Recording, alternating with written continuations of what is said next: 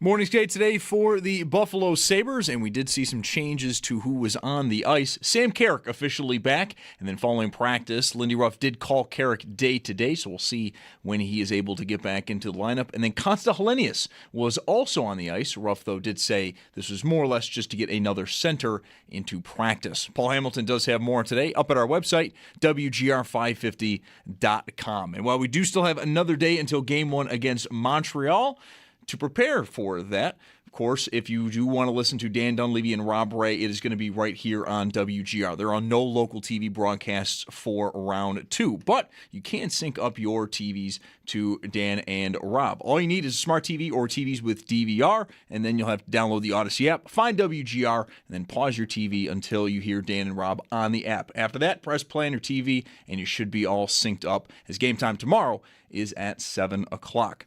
At 7 tonight, we do have the NHL Draft Lottery. The Vancouver Canucks do have the best chance at 18.5% to land the number 1 pick. And then following that at 8, it is Game 2 in Colorado between the Avs and Minnesota. Colorado did take Game 1 of that series. And then we do have some signings in the NFL. Seattle gets pass rusher Dante Fowler on a 1-year deal worth up to $5 million. And the Giants are signing defensive tackle DJ Reader to a 2-year, $12.5 million deal.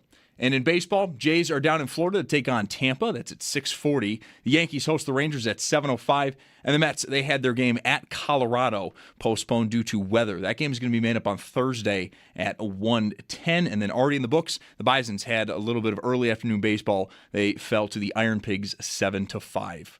That's your Paddock Chevrolet Sports Update. Paddock Chevrolet with you for the extra mile since 1935. I'm Zach Jones for Western New York's Voice of the Fan, WGR.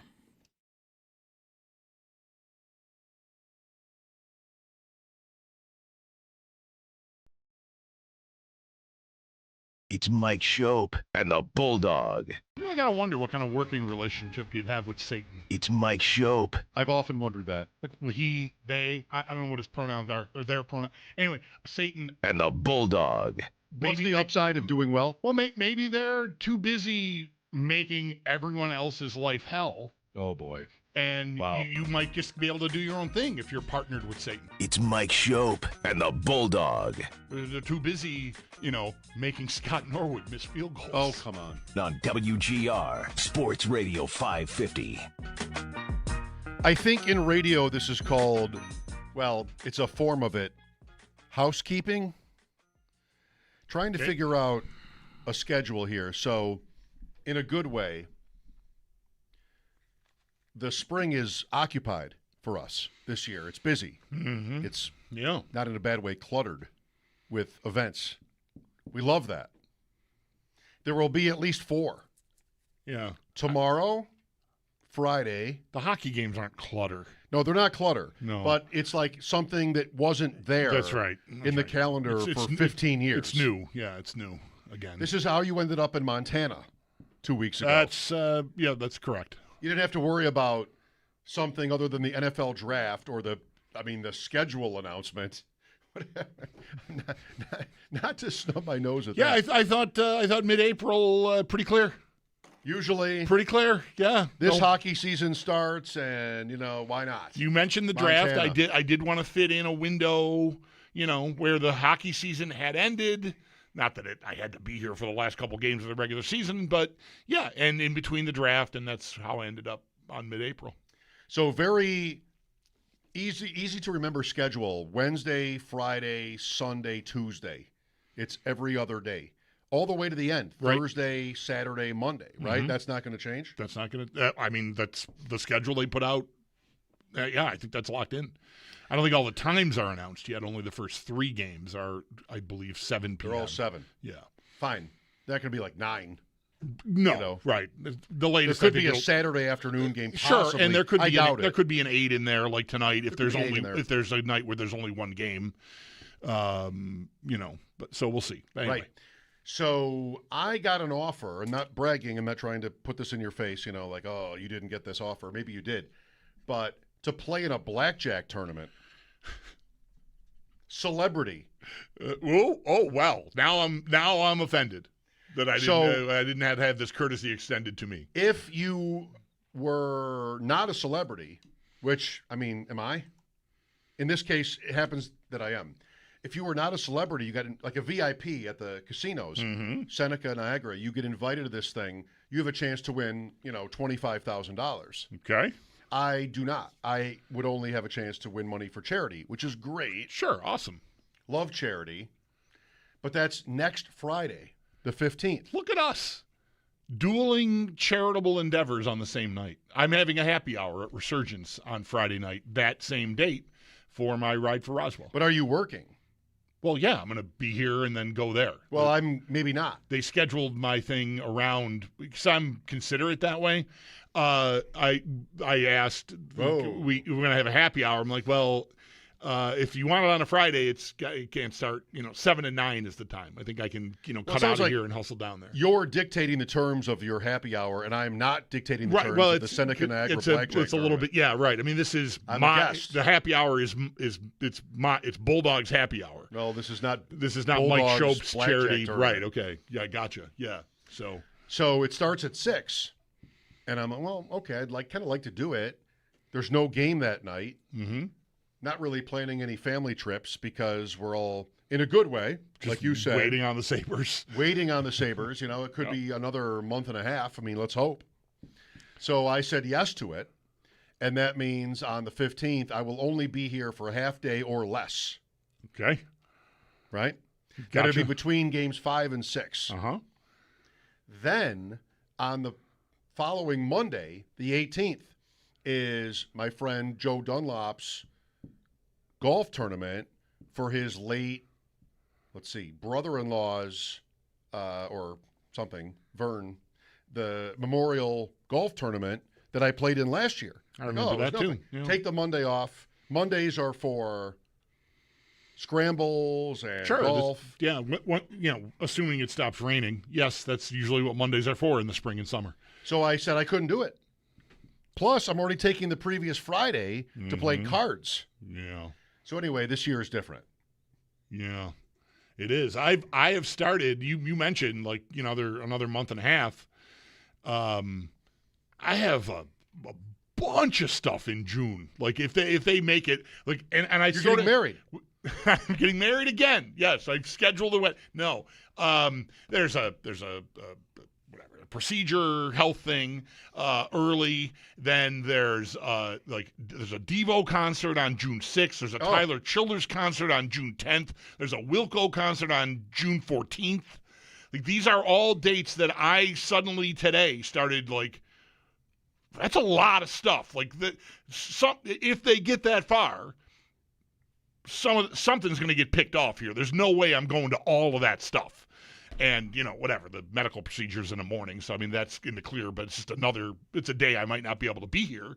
And I started thinking about it. I'm like, I'm glad I have all that stuff there because to me, in my head, this is, bet on who the Bills are playing so you're happy either way, right? Win some money. This to me is I've got all this busy stuff right in this cluster of days where the final would probably be taking place. And good. Because I'm going to have – they're going to make it because I'm going to have all these conflicts. And I'm going to have to sell tickets to stuff and divest myself of all these things that I was really looking forward to because the Sabres are in the Stanley Cup final. I think it's a cinch now. I've got 3 concerts booked in the window where the Stanley Cup final will be happening, most likely. Let's all do that, Ben. So, book a bunch of stuff. Let's all make plans for those 2 weeks. Right. Because we can cancel them. Yeah. Make sure you can cancel them. Well, I'll just somebody will get tickets off of me. That's what'll end up happening. So I had to tell my friend Joe, look, I loved that tournament last year. I loved Vern. I'd be so happy to be there. But not only is it potentially Game 7, but I've already taken off the previous Friday to play cards. I can only get away with so much here. For charity. To play cards. Say for charity. It's better. Yeah, for charity. Yeah, I'm in a charity event. Right. I'm helping people. Right. The previous Friday. I've been forced to take the day off to help people. Would you take Game 7? I got to say no. Yeah, no. In fact, the only things, I've been relatively quiet. I mean, I had my little parlay for Game 6 with Norris with 3 points, and that's the only leg that missed. Him getting the 2 assists, he got the goal. Darlene had 2 points. Sabres won by 1.5. Whoops. So yeah, I mean whatever. That's life in the parlay streets. I did look, but I haven't done really. I haven't been that active on the gambling app. But I looked today before the show. What's a sweep pay? Like what's And the only thing they have, it at least at FanDuel right now. Can I guess? Sure. 8-1. Yeah, that's exactly right. But it's either team. Like it's you're just bet like correct number of games in the series is all you're betting. So it's not Buffalo or Montreal. It's just somebody's going to sweep, and it was plus 800. And I was like, I wanted that to be a little more than that. So I didn't do anything with it, but I was curious. I thought like I could bet. 98 was a sweep. I don't know. I know it's a long time ago. It has nothing to do with this, but whatever. I mean, I'm not ruling it out. It's possible. But I didn't like the odds, so I didn't do it. If it was like, double that, I might have thought about it. I just really had no idea. It's not something I've ever really looked at. Any other year, I certainly haven't done it with the Sabres because they haven't been in the playoffs. But I never think about, before a series begins, trying to predict how many games it's going to go and gambling on that. What would you take? Would you take 3-2 up? So when the Sabres went to Boston, 3-2 up, they'd lost Game 5. And I said, come on. Wouldn't we have taken this? Yes. 3-2 up going on the road? Would you take that? I think so. I think you kind of have to. Yeah. I mean, or else what? You're winning in 5? Yeah. I mean, you're just, or sweeping, right? Yeah. I think 3-2, that's, to me, I don't want to be, it's not just because they just did it. I think I would answer the same way.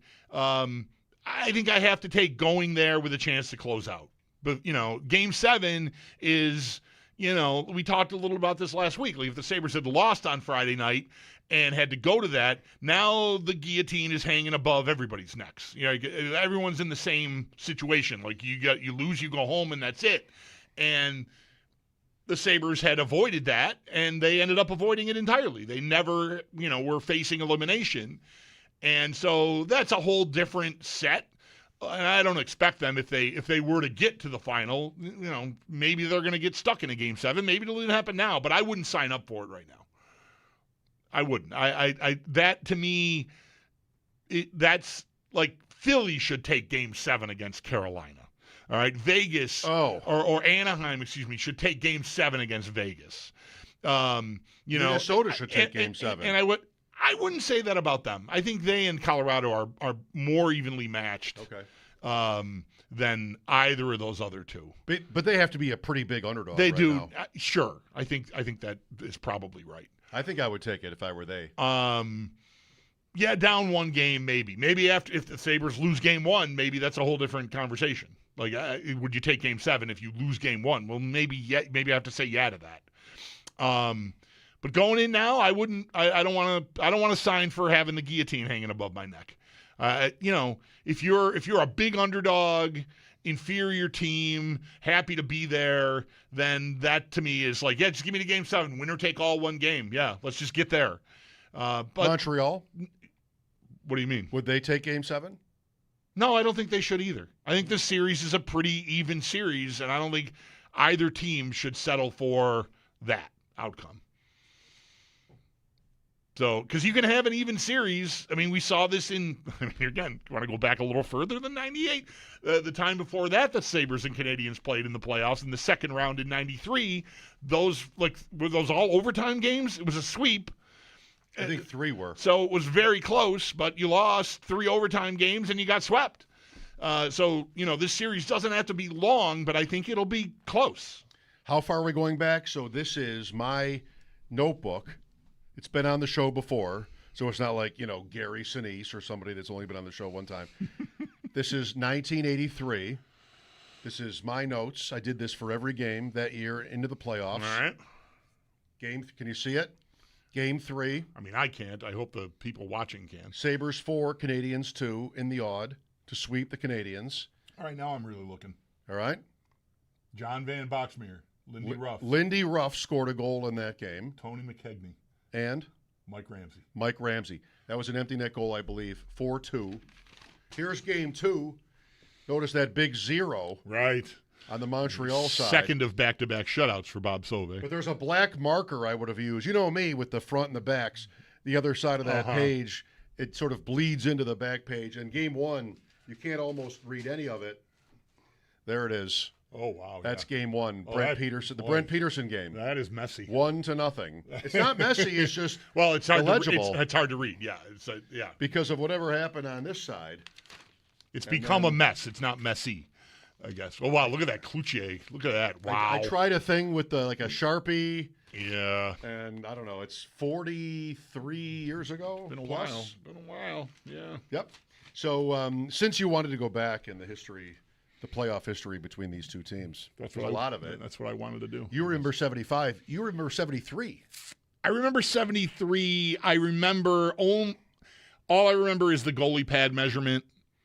Honestly, I don't remember any other thing that happened in that series than that.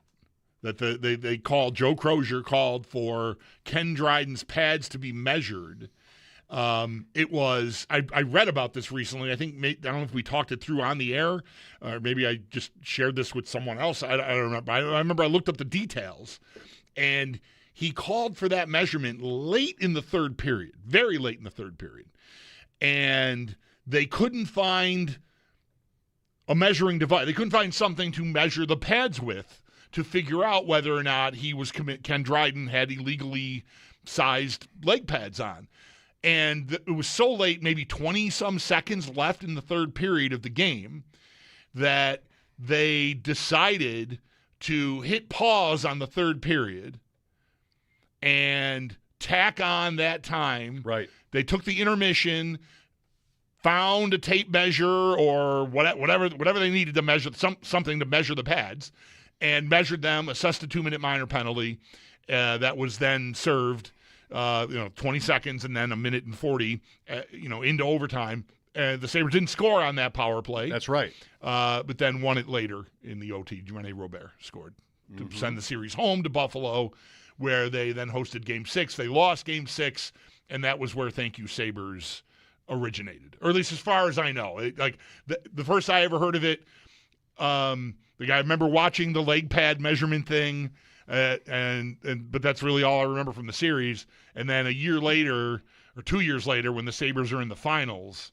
I got the 45, the Donna McDaniel, we're going to win that cup. And there's highlights on the B side of that Stan Roberts narrates. Yes. And the last bit is the fans chanting "Thank You Sabres" from the end of Game 6. They were going to lose the series, lose the game, lose the series, but the fans cheered that way. "Thank you, Sabres. Thank you, Sabres." Mm-hmm. And I don't remember that either, like listening to it on the radio or anything, but having it on that record was pretty cool.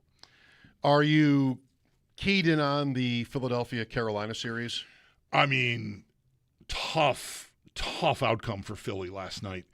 They got the 2 goals, and I don't know, they just tried to hang on. They got 2 goals in the first 5 minutes or so of that game. I don't remember exactly the timing, but it was quick. Bang, bang, power play goal, and then a second goal, and into the third period, 2-1. They tie it up. Overtime, 3, 4, 5 minutes into overtime, they had it.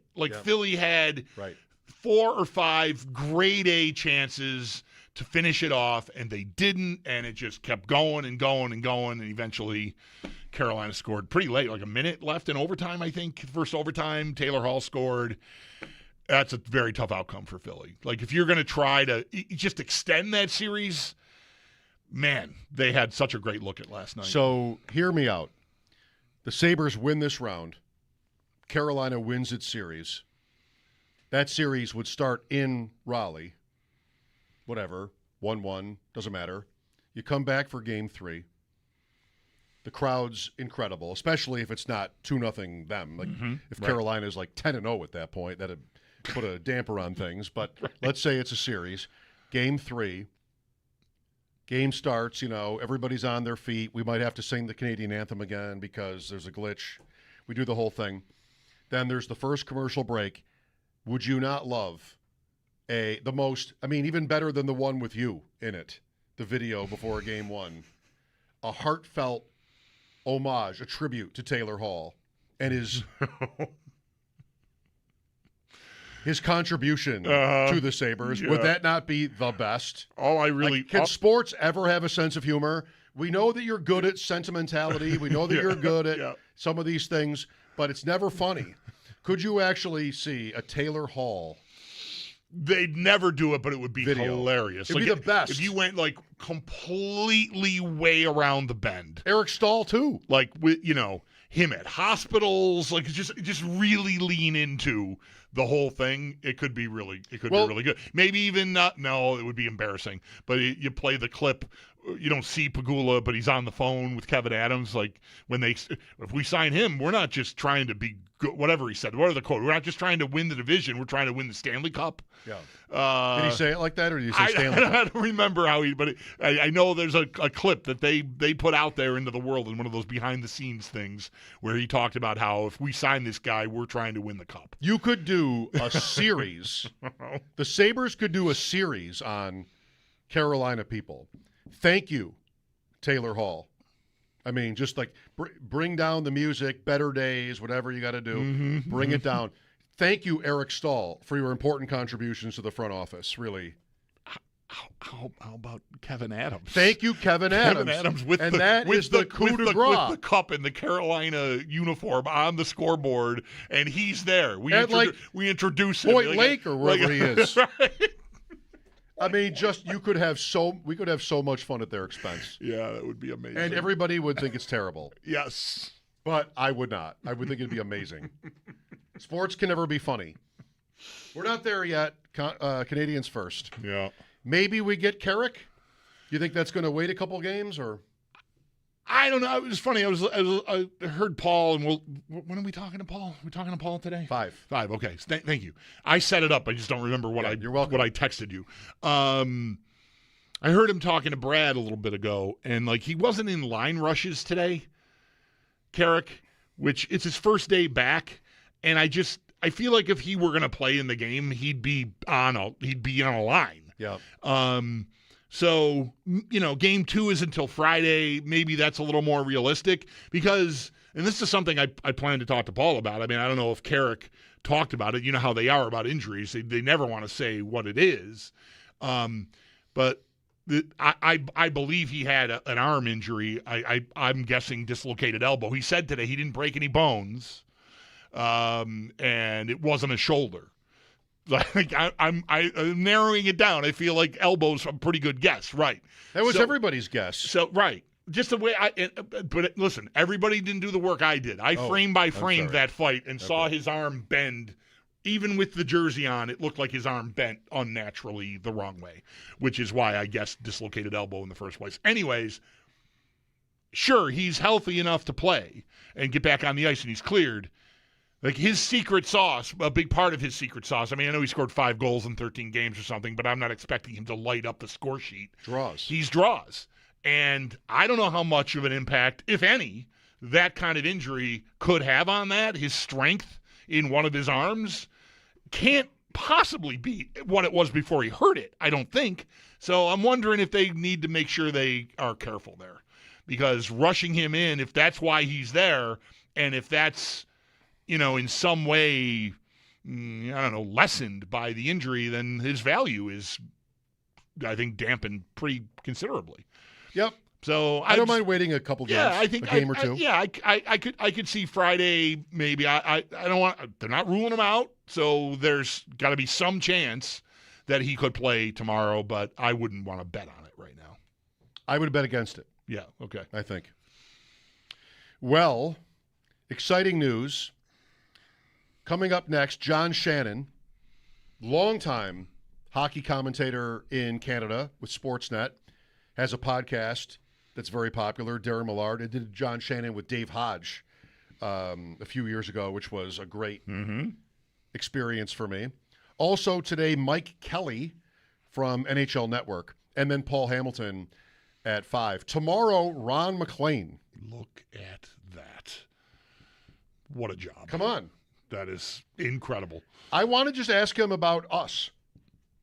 Just to see like what he remembers about doing our show and the time with Greg Bauk, where he's like, "You're not going to put me at half volume," Right. which Greg still maintains is one of his life highlights. Yeah. Is when McLean said that to him on the air. Ron did was that like weekly thing with us, right? Like With me. Yeah, it was before you and me. Okay. Right? Yes, it was. Okay. And maybe you and me too. Maybe me. Yeah, I remember doing something pretty regular with I just him. tried to wrestle that away from you. Yeah, I feel like I should be able to swear at you right now. But I'm right. Well, you would know if you did it before me, but I know I did it with you as well. Okay. So maybe 2 years? Yeah, something like that. All right. We'll ask him. Yeah. In fact, that's how That's how it came to be. Like I think you had been doing something with him, and when we got together, at some point, you suggested like we should see if we can rekindle this or something. Maybe it stopped for a little. I don't know, but whatever. I remember doing a regular gig with him too. Okay. So I guess it happened then. I sometimes can't be trusted. John Shannon, Mike Kelly, Paul Hamilton today, and maybe you yourself. 803-0550 is the number. Thanks for listening. Cinco de Mayo. Mike Schopp and the Bulldog here, back with John Shannon on WGR. For more comfort. Now's the perfect time to make yourself comfortable with a new electric heating and cooling system from Belknap. In Western New York, summer and winter bring extreme temperature conditions. Make yourself comfortable with Mitsubishi electric heat pumps, designed to keep your home cool in the summer and warm in the winter, no matter how hot or cold it gets outside. Call Belknap today to learn more. I'm Gary Garfel, president of Belknap. We work on your schedule. We don't charge more for weekends and evenings. That's why we say, give Belknap a ring.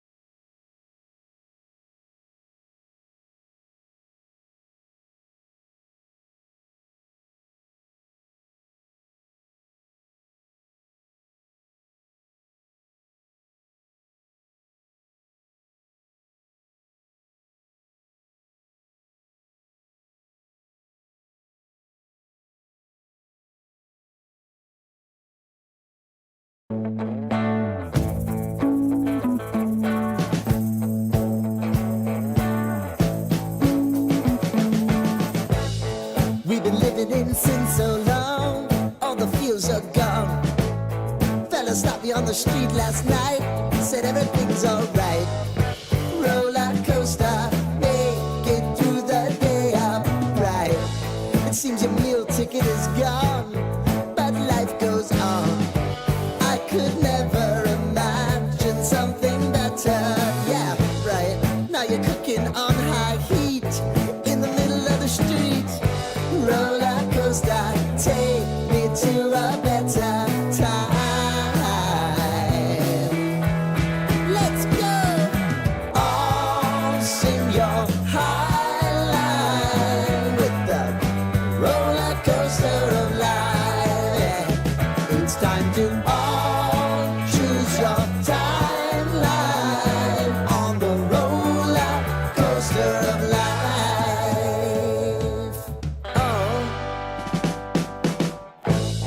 seem to easily forget how to place your bet. When everyday life gets you down, you gotta steal the crown. Got to own it. Don't bitch and moan about it, please. God forbid you scrape your knees, and it's nothing to sneeze at. Oh, I've told you over and over again. You gotta get both hands around it and make your own plans. Roller coaster, it's taking over. It's about time. Oh, sing your high line on the roller coaster of life. You've got to all choose your timeline with the roller coaster of life. Practice clears him once you're cleared to practice. You're within days of playing. He's out there right now getting some contact, and his fitness levels are good. Everything has returned to play. He's worked really hard to be ready, so it will be just a day-to-day decision on him now. Lindy Ruff on Sam Carrick. We'll see. Game 1 is tomorrow night. If you want to listen to Dan and Rob, with there being no more MSG left in the season, you can do that this way. Download and open WGR on the free Odyssey app. Okay, that's easy. I've done that. Mm-hmm. Pause the Sabres-Canadiens game on your smart TV or DVR at face-off. So just like, Mm-hmm. up. Okay. Up. All right. Then when you hear Dan and Rob speak with the face-off on the app, go, play, line that up. That's how you got to do it. Okay. Well, Can't be hard at all. Good luck with all that. I hope that works out for everyone who wants to do it. John Shannon with us. John, does that sound too hard? I feel like that's a lot. But if you love Dan and Rob and you love us, you definitely want to make an effort. I do it all the time, Mike. I do it all the time. So it's easy to do, even for an old codger like me. It's not as hard as it might read. Now you're ratcheting the pressure up, John. How great to talk to you It again. feels like I gotta step it up here because, it is nice to talk to you again. It's been many, many years, John. How are you? I am well, and I am one of those guys that is absolutely loving what the Buffalo Sabres are doing. Are the Sabres, I don't want to be sort of that guy, hot take guy. Are the Sabres maybe, John, Canada's team right now? I know the other team is literally named Canadians, but I talked to my brother-in-law in Toronto. I was like, absolutely, Toronto. The Sabres are such a likable underdog, I think, and not every Canadian is going to feel the feels for Montreal. How crazy is it to say that? I think there's a portion of Southern Ontario that will certainly side with the Sabres and would never side with Montreal ever. That there will be a great deal of interest. I think across the country, I think Montreal would still be a much bigger draw at this point in this series. But let me just say, I think that this series is setting up to be, I think, the most entertaining series of the second round, and that will attract Canadians from coast to coast. So it's pretty even. I mean, two of the other series, actually all three, have started. Everything's underway already, yeah. And you could see any of them as a potential mismatch. Carolina's up 2 games. Colorado is Colorado. And then Anaheim was pretty weak. I mean, it doesn't have to go that way. But Buffalo-Montreal, it's -110 going into it. Yeah. Do you think one team has an edge? No, I don't. The only question for me will be, and I think that the Sabres learned this particularly in their games with Tampa.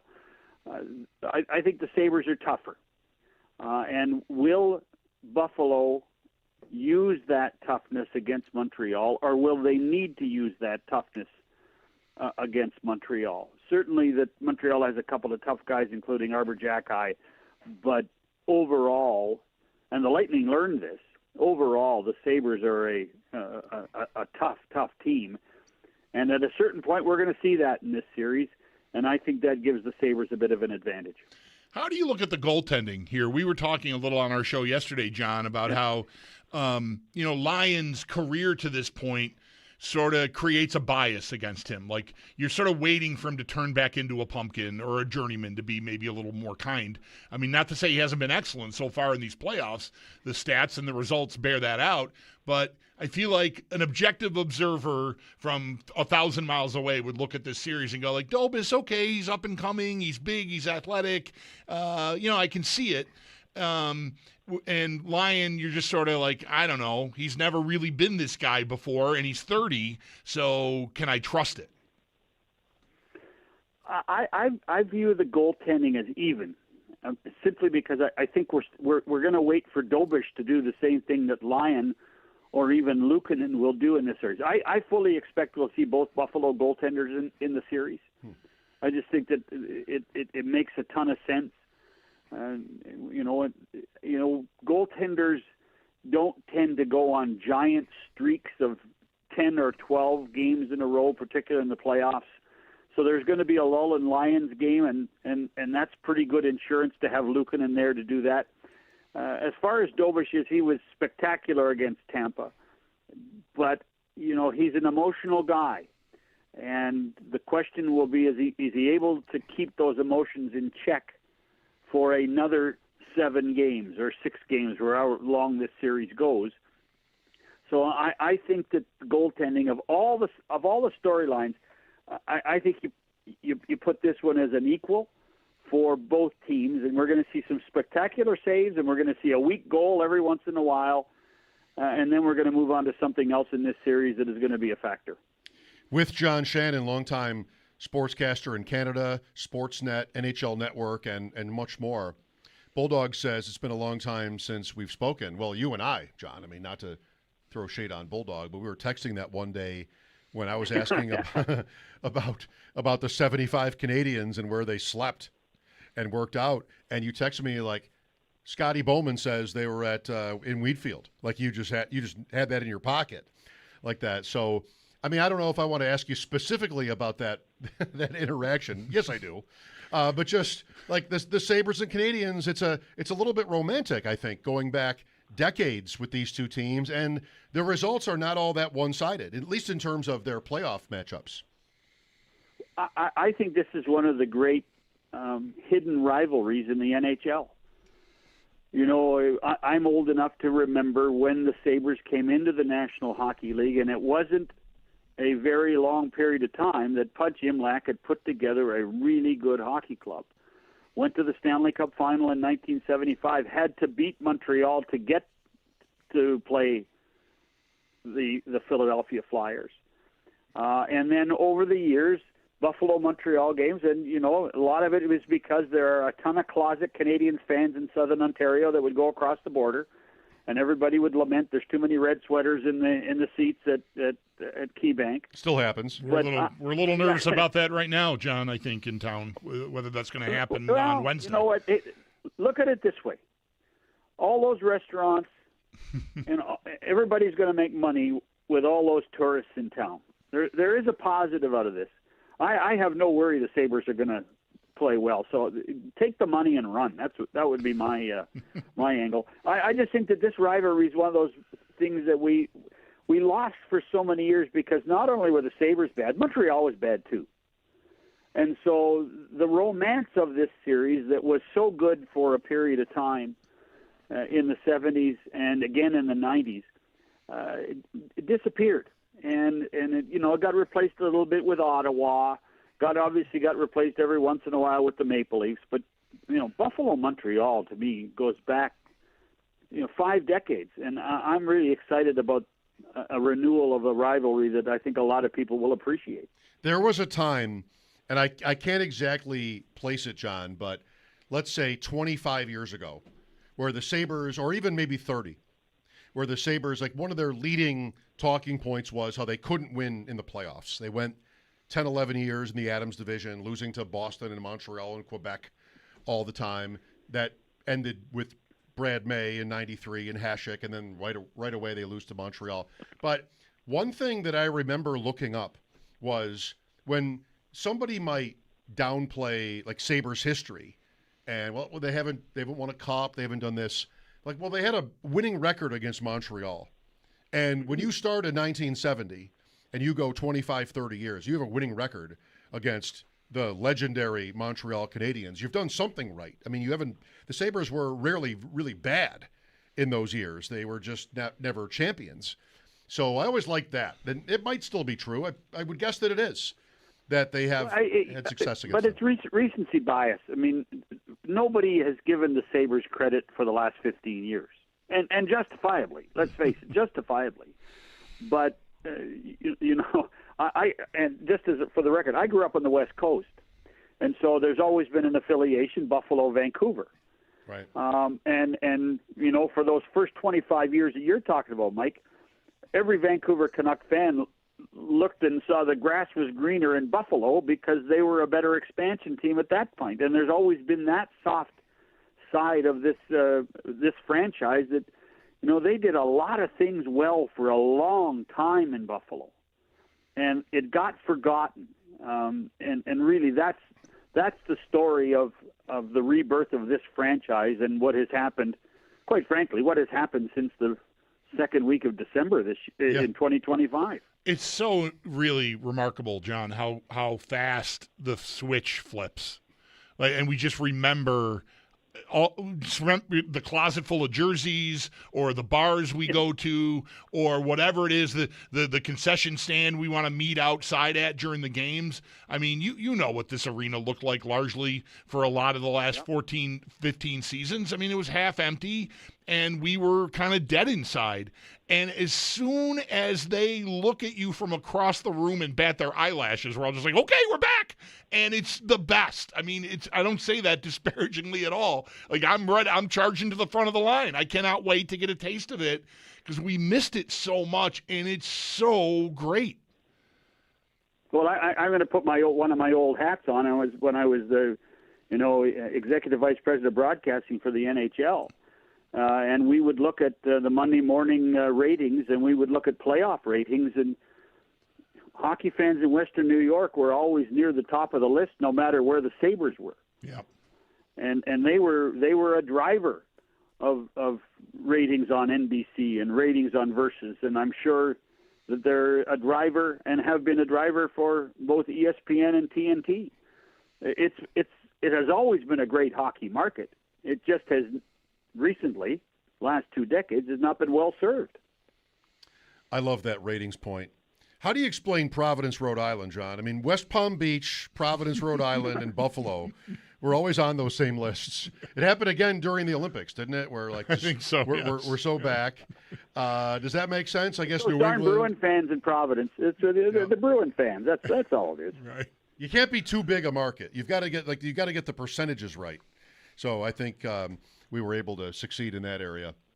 John, what are you up to professionally? Whether it's Sportsnet, podcasts, different things. Where can we listen to you? So I actually do a ton of work across the country, except in Toronto, believe it or not. So I do regular radio and TV work in Winnipeg, in Edmonton, and in Vancouver. And I have a 3 times a week podcast now. Strangely enough, it's called 100% Hockey. And it's a growing concern. We're doing very well. If you like hockey and you like long-form interviews with people, it's the place to go. We don't take ourselves too seriously, but we're not spitting chiclets. We still have a little bit of gravitas in the game and believe in the game. And we do that Monday, Wednesdays, and Fridays, and tomorrow is Wednesday, so that means we're going to have Doc Emmerich on for 45 to 50 minutes to discuss some great memories of playoffs gone by and what the Doc is doing now. So that's what I'm doing. It's keeping me busy just enough. Actually, I've been to Buffalo. I think I've been to Sabre games 8 or 9 times this year, guys, because I like going, and it's a great place to watch a hockey game. Well, way more games than me, and I live here. It's a tougher ticket now. I just got a text like, "Do you want to go for 300?" Like, I don't know. I got a press pass. Maybe I'll just use that. I don't know what I want to do. Just take the press pass and sell the ticket, Mike. That's what I would do. But just to put it in perspective, guys, 300 wouldn't buy a lower bowl ticket for a regular season game in Toronto. So I know, and that's how stupid it is here.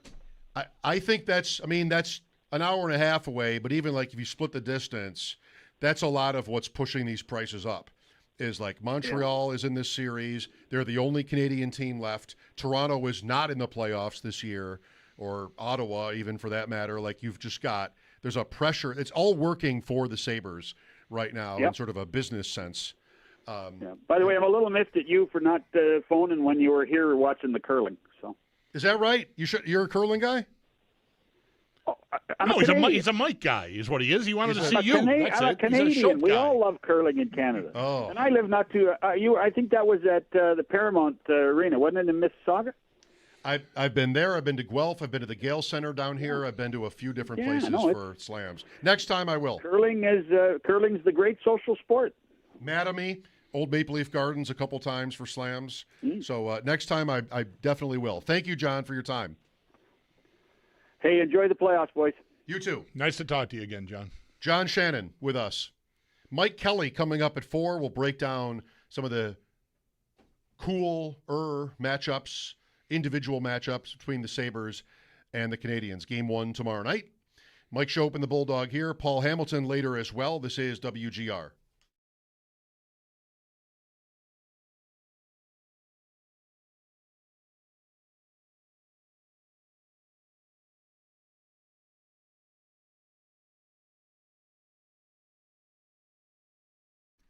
Mike Schopp here. Mother's Day is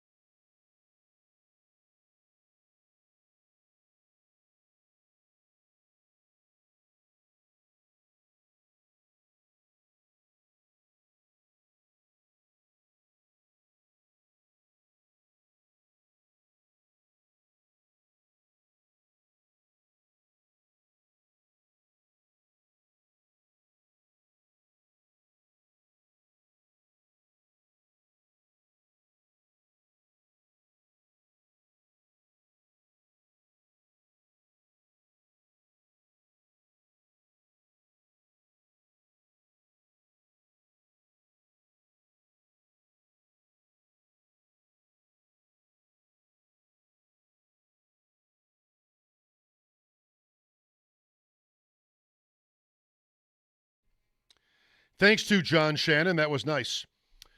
Warren Sharp tweets about how John Shannon was just on our show. That's really cool. And last year in the NFL, largest deficit overcome to win a game. And the Bills tied for the greatest deficit overcome to win a game, 21 points. At New England, yeah. At New England. Who did they tie with? I saw the list, but I forget who was. Dallas apparently also won a game where they were down by 21. But yes, and I didn't think of it right away. One of their Eagle games, I think. They were way down and came back, and it was.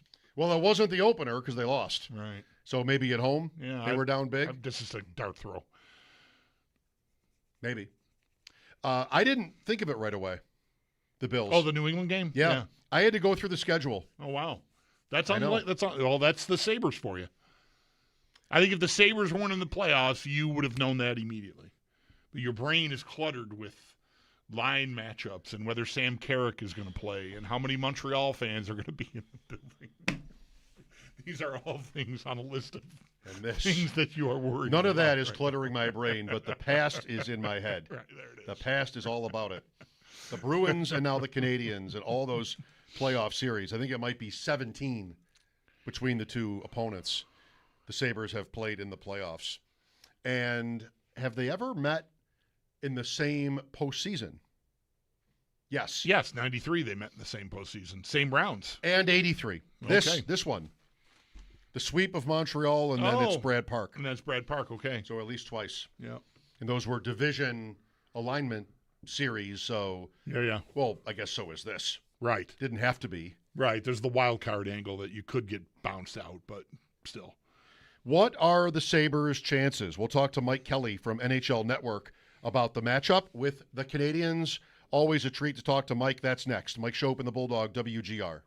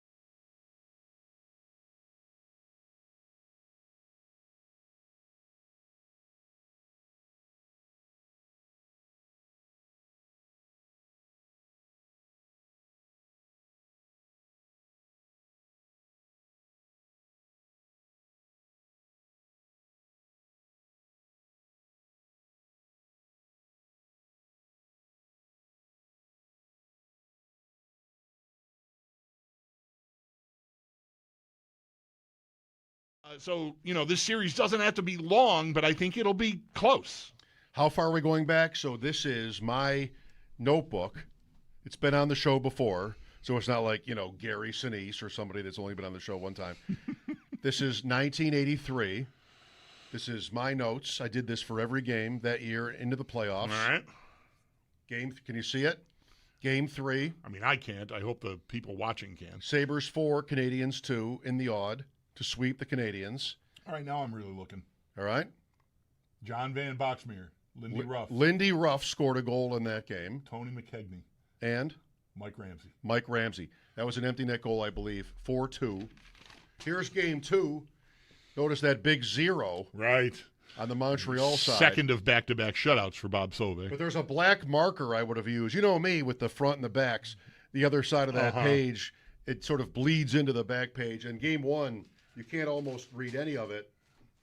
There it is. Oh, wow. That's game one. Oh, Brent Peterson, the Brent Peterson game. That is messy. 1-0. It's not messy. It's just well, it's hard illegible. It's hard to read. Yeah, yeah. Because of whatever happened on this side. It's become a mess. It's not messy, I guess. Oh, wow. Look at that Cloutier. Look at that. Wow. I tried a thing with like a Sharpie. Yeah. And I don't know. It's 43 years ago. Been a while. Yeah.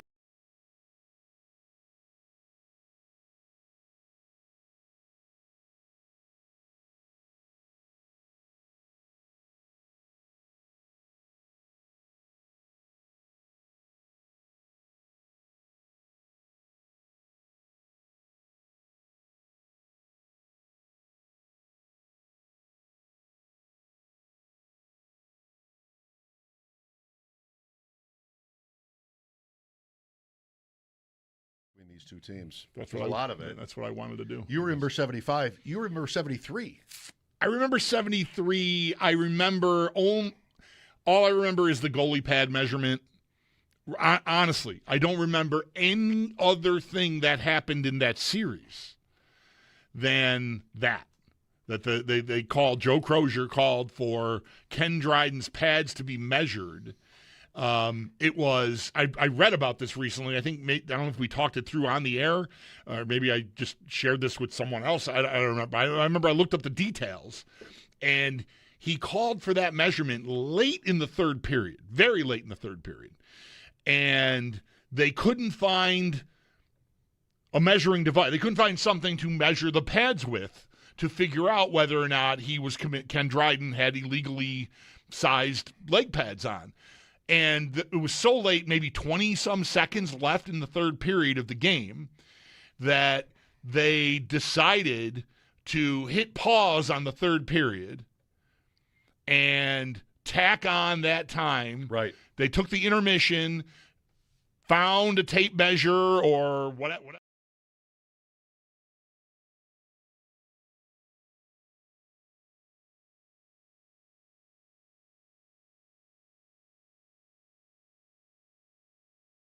The Buffalo Sabres held morning skate earlier today, and some lineup notes from that skate. Sam Carrick was officially back on the ice, and then following practice, he was called day-to-day by Lindy Ruff. And then another note as well, Konsta Helenius was on the ice, but following practice, Ruff did say this was more or less due to wanting another center in practice. Paul Hamilton does have more on today up at our website, WGR550.com. And do stay tuned. We'll talk with Paul a little bit later on at 5 o'clock.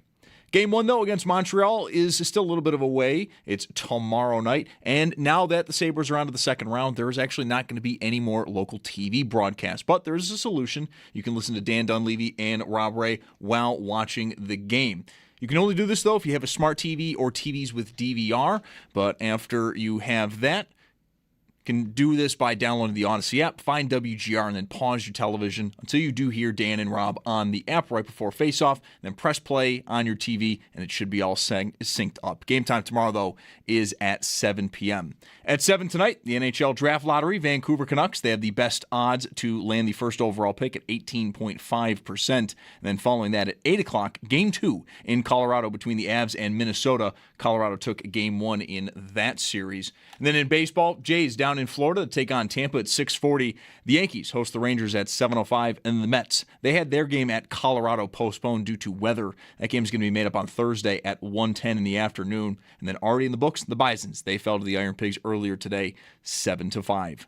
That's your Paddock Chevrolet Sports Update. Paddock Chevrolet with you for the extra mile since 1935.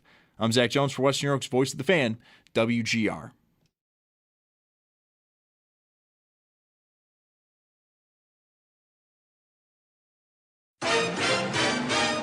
It's Mike Schopp and the Bulldog. They have this Panther sound effect that is just the cheesiest, stupidest sounding thing. Big voice guy going, Panther goal scored by Sam Reinhart. Where'd you get that thing? I trapped it.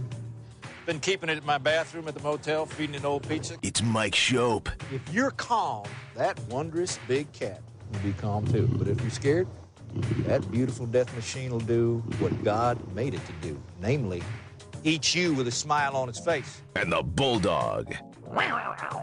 On WGR, Sports Radio 550. Raise your hand if you're missing the Florida Panthers in these playoffs.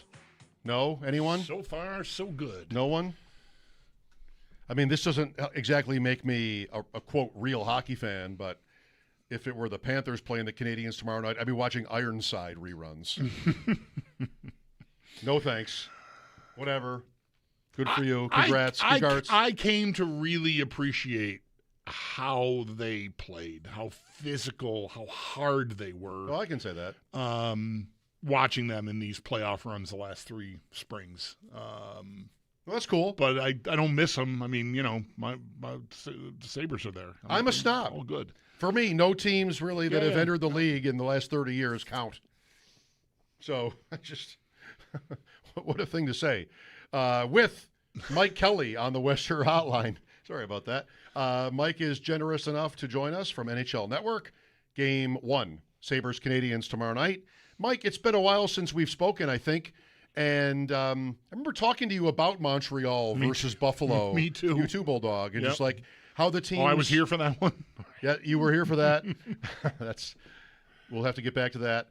Just sort of like, what was it, Bulldog? The builds of the two teams? Yeah, they were both up and coming, along with Ottawa and Detroit, I guess, to an extent. These 4 non-playoff teams last few years, were sort of, here they come. And, yeah, Montreal and Buffalo were easy comps, and I think that only continues now, Mike, right?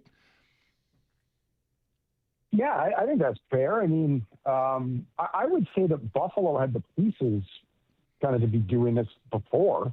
How different are they today than they were in mid-November? Not that different. And for years, it was kind of like, wow, there's a lot of talent there. Why can't they defend better?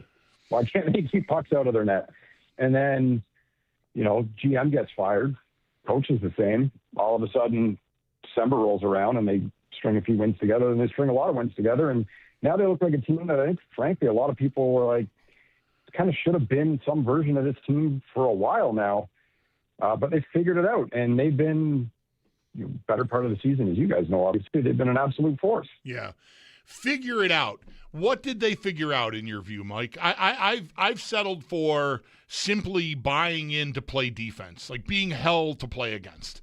Yeah, and that doesn't mean running people through the boards, but never giving up on a play. When you see Tage Thompson dug in, back checking, below the circles in his own end off an opponent rush, I think you got the team kind of dialed in on trying to defend better. So for all the talk about river hockey, I feel like they've always had that 5-on-5 scoring and the talent to be one of the most skilled, explosive teams in the league.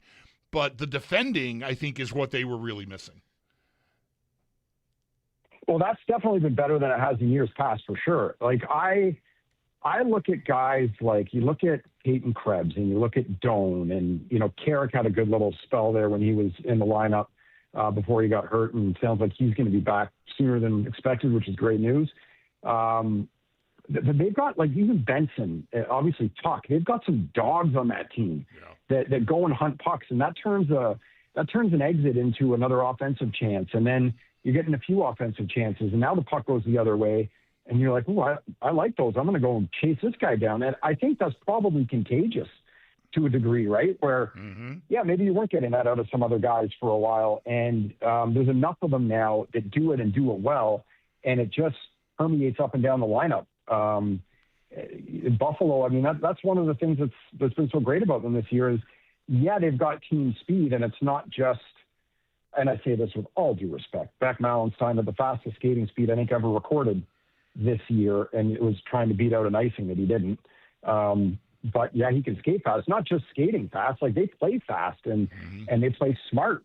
So that's for me, watching from the outside looking in. I just see all these guys that are so tenacious, and it has to resonate with everybody else on the team too, I would think. Mike, a couple of things I want to ask you here. One is maybe more of a statement than a question. Having spoken with your colleague at NHL Network, EJ Raddick, a couple of times of late, he put it one way similar to your sentiment, I think. a month or two ago talking about the Sabres, and he was likewise thinking, like, I've always liked their roster, but he said ultimately they have to treat every game like it's opening night. And I want to ask you about that, because what we're talking about here, I think, sounds like it's largely about effort and dedication and the kind of stuff. I'll just speak for myself here, and if you want to glom on, please do. In a data world, I don't know what to do with that. Like, I never wanted to believe that the Sabres weren't trying hard enough these last, 10 years? Like, I never felt like it was right to settle for that. And I think the prevailing take on this season is that, yes, how you're talking about their effort and dogs, and EJ's point is that they bought into something that I don't know how you quantify that. And that's hard for me because, I want to be able to point to something on a chart or whatever that says, like, no, this is the problem. Yeah. My problem is Rasmus Ristolainen is playing 26 minutes and giving the puck away all night. That was easy. But maybe this isn't as easy. I don't know. Like, how do you reconcile that? Okay, well, let's start with like the glaring thing for me, which is they got great goaltending this year, right? So you start with the fact that you're in games and you're winning a lot of games. Their goaltending was really good. Like, it's not like they became this top 5 elite shot and chance suppression defensive team. They got better, and they used to be really bad. So now they're like good at that, or good enough, but your goaltending has also been great. So that's really shored that side up, and they could always score. I mean, that's never really been a huge issue, and they scored a lot this year too. So, and I wouldn't, again, outside looking in, I wouldn't put it on the players like, oh, they weren't trying before and now they're trying. It's like what leads to consistency game in and game out every single night? When you believe you have a chance to win, when you believe that you have a way of playing that will give you a chance to beat any team in the league on any given night. And they started to see that, and I think that's when it, for whatever reason, it was able to continue throughout the course of the season. Like, they've had these, we know about the 10-game win streak that they had years ago in November, and a lot of people kind of thought, okay, this team is arriving now. And, I remember back then seeing a lot of holes in that win streak, and it didn't go well. And I saw some in this one too. And I was, I didn't think it was as big of a bubble nearly at all, but I would have been dead wrong to think that Buffalo would finish where they did at the end of the season. Like, they kept it going. And that's a credit to the team and the organization. So, like, I don't look at it as like they kind of weren't trying before and now they're trying. I think they very clearly saw something that was working, and belief is spurring out of that, right? Mm-hmm. How about their top 4D? I've referred to this team and their success and those 4 guys, Dahlin, Samuelsson, Power, and Byram, as if they have a superpower, that's their superpower. Like, those 4 dudes floating all over the ice, in the offensive zone, down below the goal line, back to defend, this high cycle that they use. And I don't know, maybe you can tell us how prevalent that is in the league. I see teams that have defensemen that can really move, like Minnesota and Faber with Minnesota with Quinn and Faber do some of this too. But just, I'd like to hear you on those 4D and the breakthrough that they provided for this team. Yeah, no, that's huge. And I remember, when it started to kind of become newsworthy, the run that they were going on in December, and you're looking at it, you're like, oh, okay, something's going on here. You start to watch more and more of the team. A lot of teams do that. Like you talked about, I'm glad you brought that up, just cycling and having the high cycle. It's not positionless, but you're having forwards or D go low and forwards coming up, etc. But the ability the Sabres had to execute in doing that and find open lanes was like high-end skill. And, Samuelsson, what a find. Like, Dahlin has been this superstar player / next level. We're going to get to Norris type years with him. I'm confident. And that's always been there. Owen Power, I get the sense there's some maybe that at least were, maybe not now, kind of frustrated in the market of, why isn't this big guy just, Chris Pronger out there? But that's not really who he is. right? So, but he doesn't have to do what Ristolainen had to do back in the day, which was be way too high in the lineup, play way too many minutes. And you look at Ristolainen today. I mean, he's a very serviceable player in the right environment, right? Mm-hmm.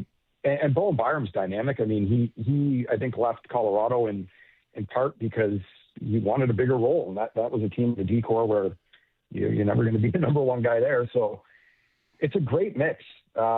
And yeah, like you said, watching them and how fluid they are in the offensive zone and how well they execute, that doesn't happen without defensemen that can do it. Yeah, I'll bet a lot of markets have the kind of problem Buffalo has with a big defenseman who doesn't cross-check people in the face.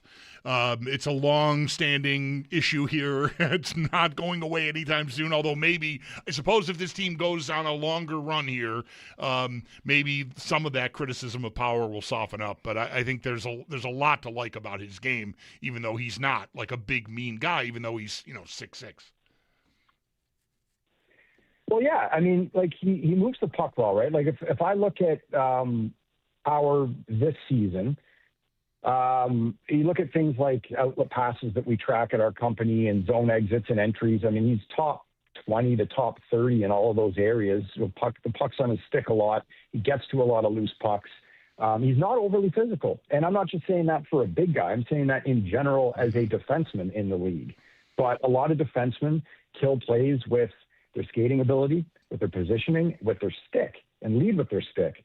So, like, you want to have a nice, happy balance, obviously. But just because you're a big guy that isn't out there crushing somebody, I mean, there's plenty of those guys that go and finish hits and don't skate well and aren't very serviceable players. Right. So, yeah. With Mike Kelly, NHL Network, Mike Schopp and the Bulldog here on WGR. Game 1, the Sabres host Montreal tomorrow night at 7 Eastern. So, Mike, this matchup, it seems like everybody, and the betting markets reflect this, this is the closest matchup. And I know now we're into the series, the other series already, so that's maybe easier to say. How close is it? What's the difference, the important differences between the Sabres and Canadiens? Well, our model has Buffalo at 55%, so hopefully Sabres fans are happy about that. But it also has the most likely game outcome in 7 games. So it tells you what you need to know about the series. Like you said, it should be the closest of all of them. What do you need to know? I mean, Montreal, for the opponent, because Sabres fans know their team pretty darn well, I'll give you a bit on Montreal. Dobish is the real deal. Like, this wasn't a guy catching lightning in a bottle for a week and a half against Tampa Bay. From the trade deadline on, he had the best goal saved above expected of any goalie in the league. And he carried that strong play into a series with Tampa Bay where this is a mental side. You're going up against Vasilevsky, and if you've heard Dobish talk about Vasilevsky, you know that that was like a hero of his, right? So it's a big deal for him. It'd be like me taking a face-off against Gretzky in the 90s. I'd be floored. Mm-hmm. And he goes in there, plays 7 one-goal games. I think 3 of them went to overtime, and they win. And he was fantastic.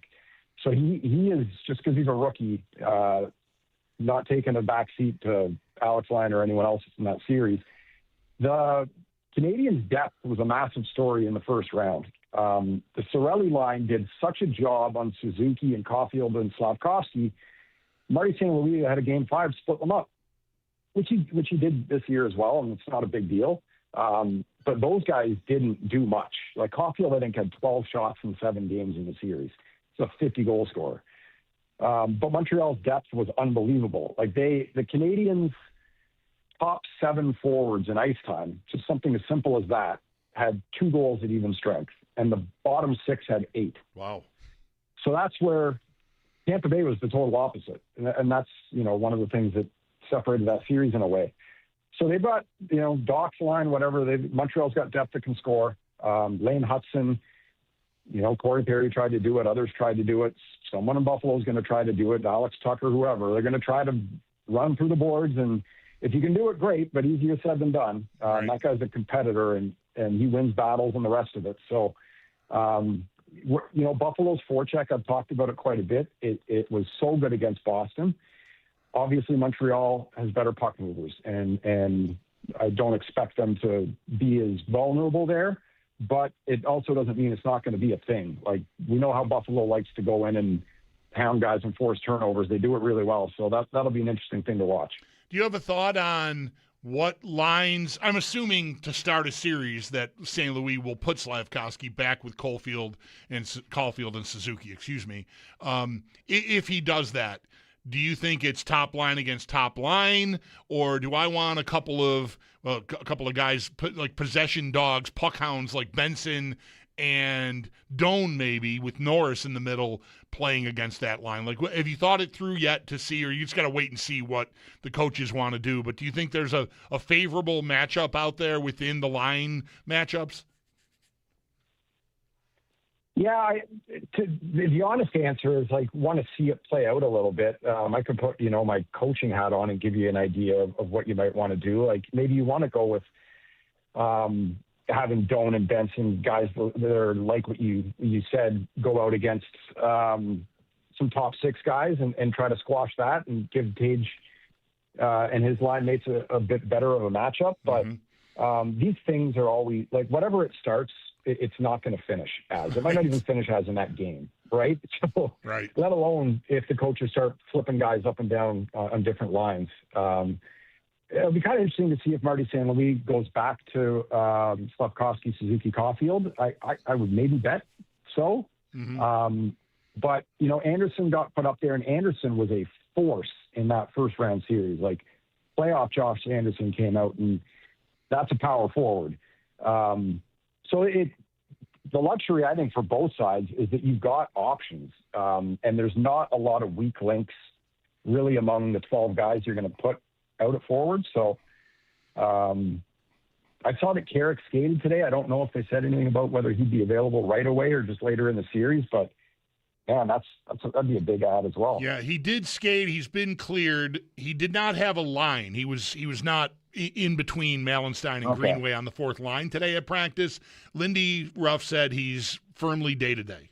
So, I don't know. By him not being on a line in practice, I might guess that tomorrow is not that likely, but maybe Friday. I would say that, too. It sounded like he meant days away. Yeah. So, I think I bet against him for game one, but we'll see.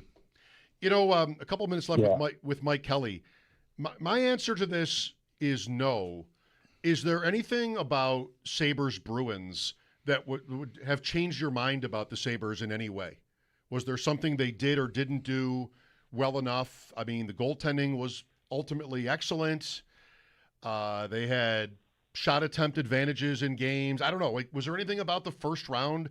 Again, for me, there wasn't. I think it was about the series I would have expected, like the likeliest outcome for me, and that's it, not even just the game result, Mike, but like sort of what the games looked like. For me, it was about what I would have expected. Any thoughts on that from you? I would generally agree, yeah. Like, Swayman obviously kept it closer than it was. Buffalo, as far as the series goes, outplayed Boston just about in every way. And Swayman made it, competitive. I think that's what a lot of us thought going into it. And that's kind of what it turned out to be. I didn't think, and I know what the Bruins blue line looked like. I still think they shot themselves in the foot maybe more than I would have expected. Like their breakouts, some of them were so poor. Like when there's a guy behind the net and it's a controlled breakout, you should never get scored off that ever. Like you should get the puck out almost all the time. But that happened multiple times. So again, you credit Buffalo for the way that they play and all the rest of it. They're not going to have that easy of a time against Montreal, obviously. You think it would. You always think the next round will be harder, but with the way that the league has it set up, I mean, sometimes you face your hardest opponent right away.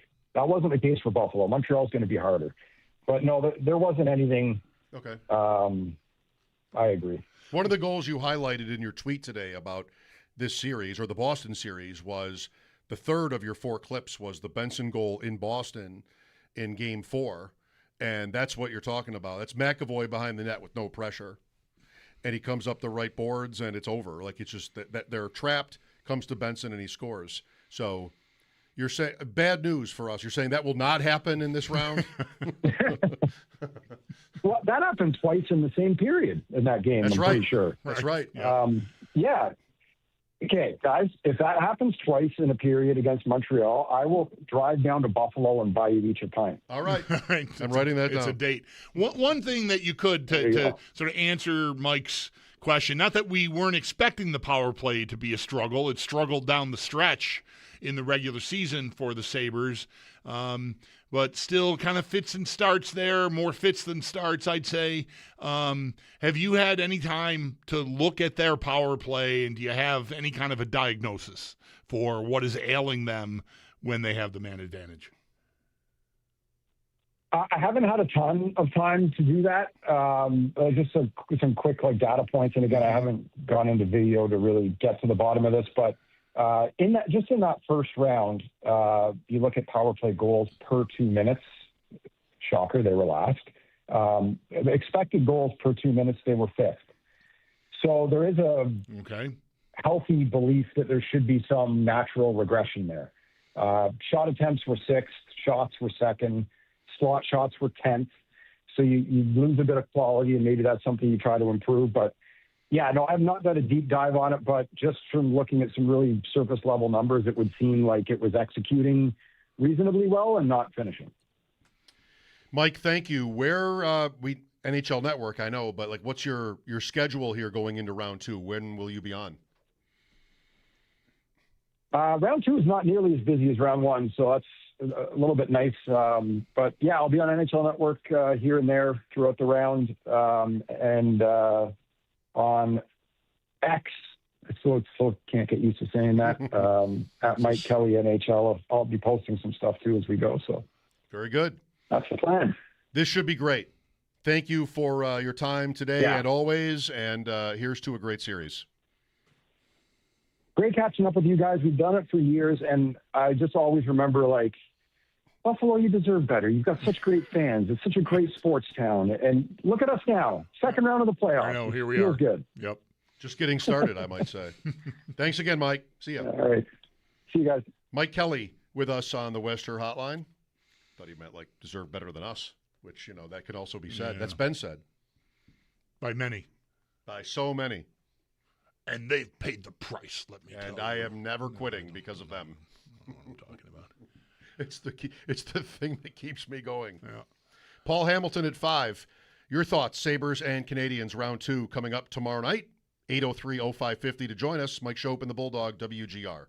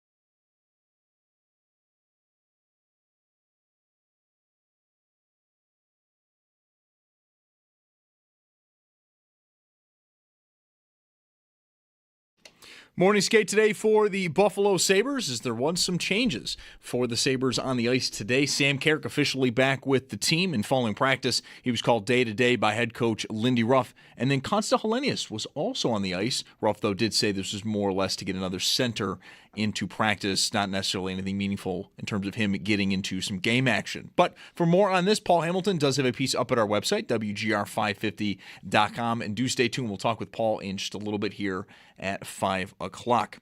Coming up later tonight, it is the NHL Draft Lottery at 7 o'clock. Vancouver have the best odds at 18.5% to land the number one overall pick. And then following that at 8 o'clock, it is Game 2 in Colorado between the Avs and Minnesota. Colorado did take Game 1 of that series. There was some news in the NFL today. The Seattle Seahawks did sign pass rusher Dante Fowler to a one-year deal worth up to $5 million. And the Giants are signing defensive tackle DJ Reader to a 2-year, $12.5 million deal. And in baseball, the Jays are down in Florida to take on Tampa at 6:40. Yankees host the Rangers at 7:05. And the Mets, they had their game against Colorado postponed due to weather. That game is going to be made up on Thursday at 3:10 Eastern. And then already in the books, the Bisons, they fell to the Iron Pigs 7-5. It's Paddock Chevrolet Sports Headlines. Paddock Chevrolet with you for the extra mile since 1935. I'm Zach Jones for Western New York's Voice of the Fan, WGR.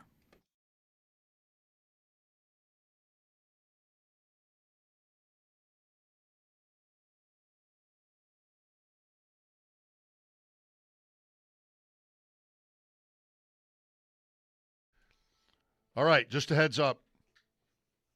Bulldog made some comments yesterday. They were heard, and we've made some adjustment. We'll see how it goes. Right now at 716-221-4WGR, that's 4947, it's trivia time. Be the first person to correctly answer our Mother's Day sports trivia question correctly. And if you are, you'll win a $125 gift card to the Woodhouse Spa in Williamsville. It's what Mom really wants for Mother's Day. All right, Bulldog thought yesterday's was too easy. Here we go. This Buffalo Bills fan favorite of the 90s didn't just learn football from his father. His mother, Barbara, was a trailblazer who played linebacker professionally for the Los Angeles Dandelions in the 1970s. Who is this player? Again, the number, 716-221-4WGR. That's 4947. All right, happy? Satisfied? It's excellent. Yes. Big step up? Yes. Yesterday was too easy? I just thought the one part of the wording of the question gave away the answer. The Buffalo Bills Hall of Fame quarterback part? Yeah, that part. That would be the part. Yes. Good instincts to pinpoint that. Exactly. Nailed it. Yeah. Like this, I think, Bills fans, we want people to know the answer out there without having to look it up, hopefully. But this one's a little. There's no clue in there. You either know this one or you don't. Like there's nothing that's going to steer you to. Oh yeah, there's only one guy. Whatever. It's a good question. I think yesterday's wasn't. I thought I gave it away. That's all. I love a good trivia question, and one of the things that has become a sad trend in our super techno-based society that you can't really play trivia contests in a forum like this. You can't. You just can't do it. Just look it up. Yep. I'd call in and look it up while I was calling, and if I got through, then I would know the answer by the time I got through. Right. Trivia has been ruined. Yep. Do you ever go out to a bar where there's trivia? I've been at a bunch of these. By mistake. Even then, I don't want to doubt the people in the room, but it's just like not. It's too easy to. Oh yeah, probably. I've never been. You're on your honor. I've never been around it to watch if, or paid attention enough to know if there's time to look stuff up, or is that explicitly forbidden? You got to sign a waiver. Where I'm in the confines from 7:30 to 9:30. I won't use my phone or something. I have no idea. But I know where I hang out on Hurdle all the time has Wednesday night. They're not doing it tomorrow because of the Sabres game. But that's when I say by mistake. I've wandered in there and I'm like, whoa, okay, it's trivia night. Wow, look at this. Same thing with a wing place out in Lackawanna I went to one time on a whatever night of the week. It was their trivia night. And we got seated, away from, we weren't like in with the trivia people. That's what I mean when I say I didn't really pay attention to it. I wasn't seated with it, but these places are packed. It's very popular. It's fun. I was at a music trivia event that I signed up for. Okay. A couple of years ago, and I was, not expecting to do that well because I have a lot of holes when it comes to music trivia, but I have some strengths. And we're paired up with another couple, and it just sort of turned out that one of the four of us knew everyone. Like it was one of the women in the group had a young child who knew like the pop stuff, and so did I at the time. Good team. A little bit older. Then I'm in my yacht rock phase, and I know all that stuff. And I had to shout one of the women down. Well, I didn't want to put it that strongly, but I had to insist to her, no, this is England Dan and John Ford Coley. Okay. I'm not going to hear otherwise. All right. And so we had that moment. And you were right? I was right. Okay. My wife has her like Depeche Mode, The Cure, Modern English, In Excess. Okay. She's got that all covered, a little bit of rap too. Like we kind of had a nice team. That's a nice mix. And we got to the final, like it was a Jeopardy kind of setup. We got to the final question and didn't know it. Nobody had any idea who it was. Oh, boy. The host even said, like, if you don't know who this is, it's going to shock you. And he was right. Like, nobody knew it. So the whole room, you bid a certain amount. We were doing well, didn't know how well. You bid a certain amount. And the whole room is stumped by Hypnotized by Fleetwood Mac. Like very early Fleetwood Mac. Okay. And like, wow, that's them. Like, it just didn't know, and nobody knew. And so they count up all the points, and Dieter says, we got second. Like, that's great. And there was maybe some wine. Like, we got second. It was a good result. Gift cards or something. Something. All right. Nice. It was a good result. And I'm sitting there going, I have to know how the first place team did it. Because I felt like we just were so good at it. And there's like 11 people at that table, and we're 4. Wow. Yeah. So at some point I went over. That's quite an advantage. Yeah. At some point I just sort of had to sniff it out. I went over and I'm like, wow, that's a great job. And nobody would talk to me. They all just sort of smiled at me. Really? Yes. Which I thought was like a poker tell from, the first chapter of any poker book. Did they know that you were radio's Mike Schopp? No, I don't. Okay. I doubt it. Who's that anyway? So what? I don't know. I the felt vibe a was little weird. bit suspicious. Yeah. And then when I went over and interacted, I was even like convinced. Oh, I see. Yeah. Okay. Okay, well. Yeah. But I don't have to be right. This is like a Fleetwood Mac song from like pre-Nixon Buckingham, like maybe Peter Green, like Peter Green, is it? Yeah. Yeah, the song is called Hypnotized. Okay. And I put it immediately, You Don't Live This Way, into my saved songs. Because it's like a playlist song for me now to take me back to that day. And, I don't even know that I like it. All right. I like Fleetwood Mac, and there it is, and I remember that day. Obviously, I do.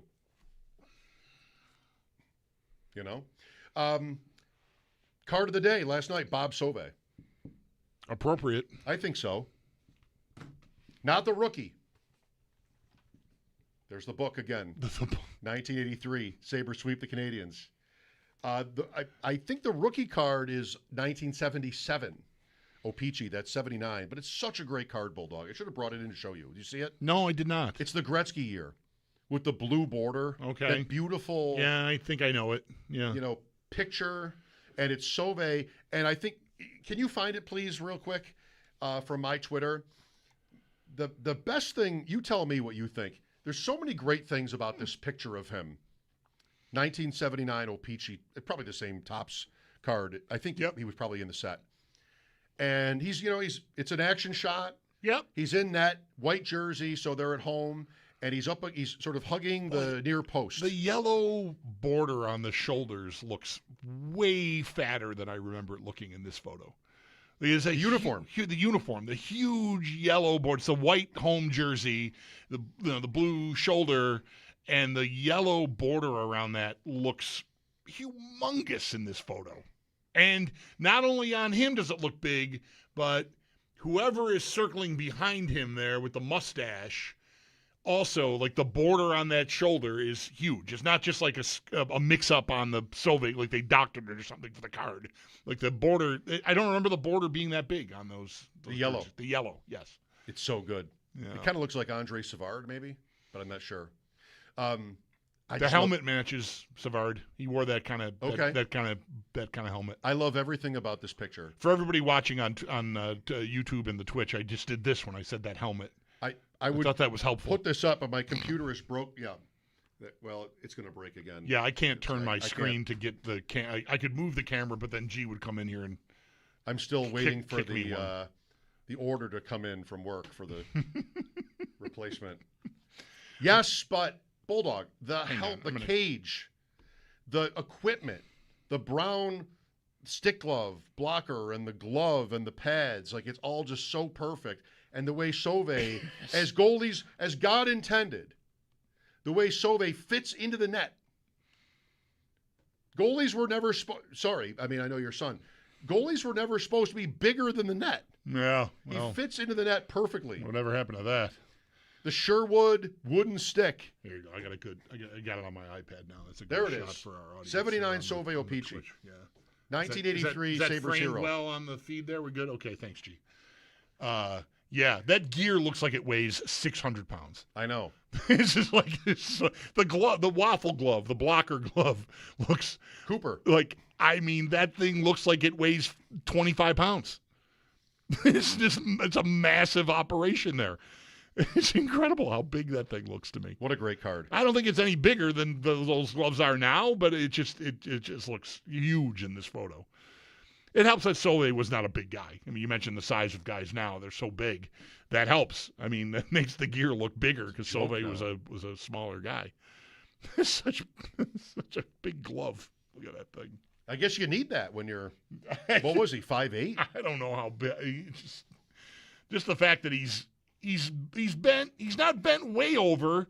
He's just sort of bent over, and his head is even with the crossbar. I mean, that's a smallish man. He's playing the position per the standards of the day. That's right. That's right. He's filling up the net. That's what you have to do. Were you on Team Edwards or Team Sauvé? I liked Edwards more than Sauvé. How come? I don't. Also about the same size, right? I don't really know. You know, I don't have a good answer for you. It just sort of happened that way. I don't think it was like oh no, Sauvé tonight or anything like that. I mean, they won the right. They won the Vezina back when the Vezina was not. It was just you got it for having the lowest goals against in the league, and they had that as a tandem, so they won it together. They were very comparable players. I'm not sure why, but I favored Edwards. Maybe because I liked Roger Crozier, and Roger Crozier wore number 1, and Edwards wore number 1. Maybe I'm not sure.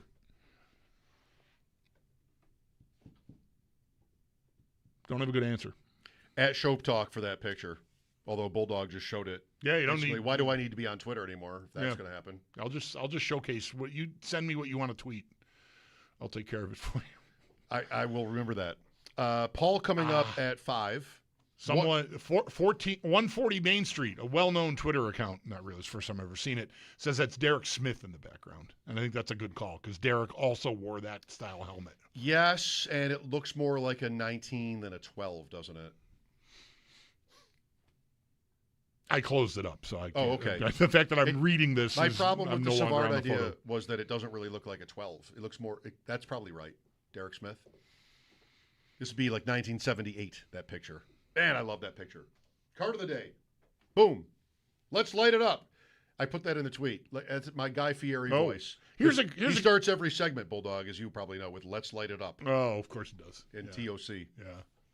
What? Yeah, I'm getting a question. When did we talk about the pads being too big? Right? It was right at the beginning of the show today. The Montreal 73, the series between the Sabres and the Canadiens. Joe Crozier, the Sabre coach, called for a measurement of Dryden's pads. They were found to be too big. I remember them cutting them. Like he came out, and I don't know if they sewed him together at the top real quick and but they cut the pads down. They did not have like a backup pair that were regulation for him to put on. They just trimmed the pads. Somebody's asking, what happened? He kept playing in the game. What did they do with his pads? I remember them cutting them. I think they cut so him. Good. I think they cut him down at the thigh to take away some of the coverage. So there is like there would have been or is a standard length, no matter how tall you are. Yeah. And for a guy like Dryden, here's Sauvé, who's 5'8" or something. The pads come up over the top of his knee by quite a distance. But Dryden, who was much taller, he might have only got it into his knee. We or ran something. into this a little bit when Owen was like 16, playing his second year of like pretty big, whatever, AAA Regals, but he's playing in Canada. We got to go. I don't have time to lay it all out. But yeah, he was too big for the largest regulation gear, but we couldn't get bigger. We had to just settle for, he's got to wear something that someone who is 6'4" might wear. Like, that doesn't make sense. But okay, it's your rules. Yeah, it kind of does make sense. I mean, there has to be lines, Bulldog. There have to be limits. You can't just be a giant in there. Well, giant equipment. We have to have some regulation on this. Paul Hamilton coming up at 5. Game 1, the Sabres and Canadians tomorrow night at 7, pregame at 6. Ron McLean will help us lead off our show tomorrow at 3. Mike Schopp and the Bulldog, WGR.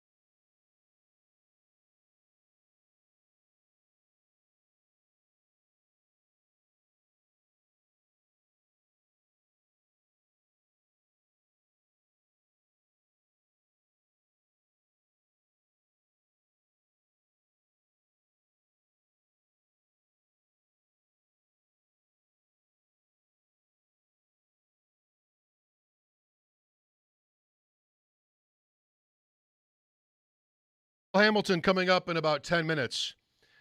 Have you ever chosen to get into a sports team and then had it stick, where it lasts more than even a year?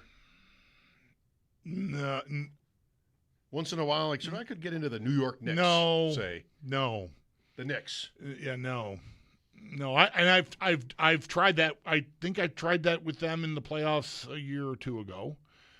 Never sticks. You remember one of the lockouts, I was going to become a Syracuse fan. I do. And I went out to watch Syracuse Duke one night, and they had the white hots and everything, and it didn't take. It didn't take.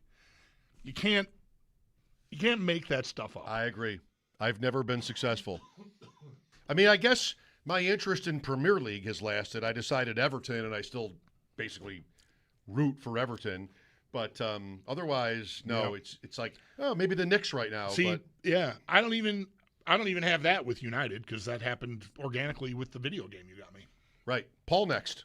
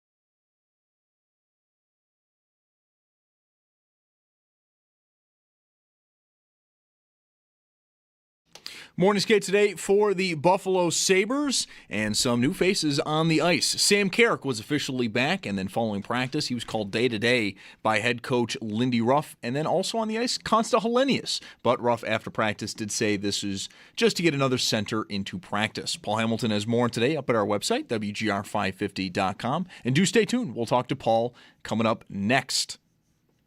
Game 1 against Montreal is tomorrow night, and now the team is on to the second round. There is not going to be any more local TV broadcasts, but there is a solution. You can listen to Dan Dunleavy and Rob Ray while watching the game. This is only available for smart TVs or televisions with DVR, but after you do have that, all you have to do is download the Odyssey app, find WGR, and then pause your TV until you hear Dan and Rob on the app. Then press play on your television, and you'll be all synced up, and the game time tomorrow is at 7. At 7 o'clock tonight, we do have the NHL Draft Lottery. The Vancouver Canucks have the best chance to win the lottery at 18.5%. Following that, following that at 8, we've got Game 2 in Colorado between the Avs and Minnesota. Colorado took Game 1 in that. Some NFL news. Wide receiver Stephon Diggs was found not guilty of assault, battery, and strangulation of his former chef. And then in baseball, the Bisons had an early afternoon game, and they fell to the Iron Pigs 7-5. That's Paddock Chevrolet Sports Update. Paddock Chevrolet with you for the extra mile since 1935. I'm Zach Jones for Western New York's Voice of the Fan, WGR.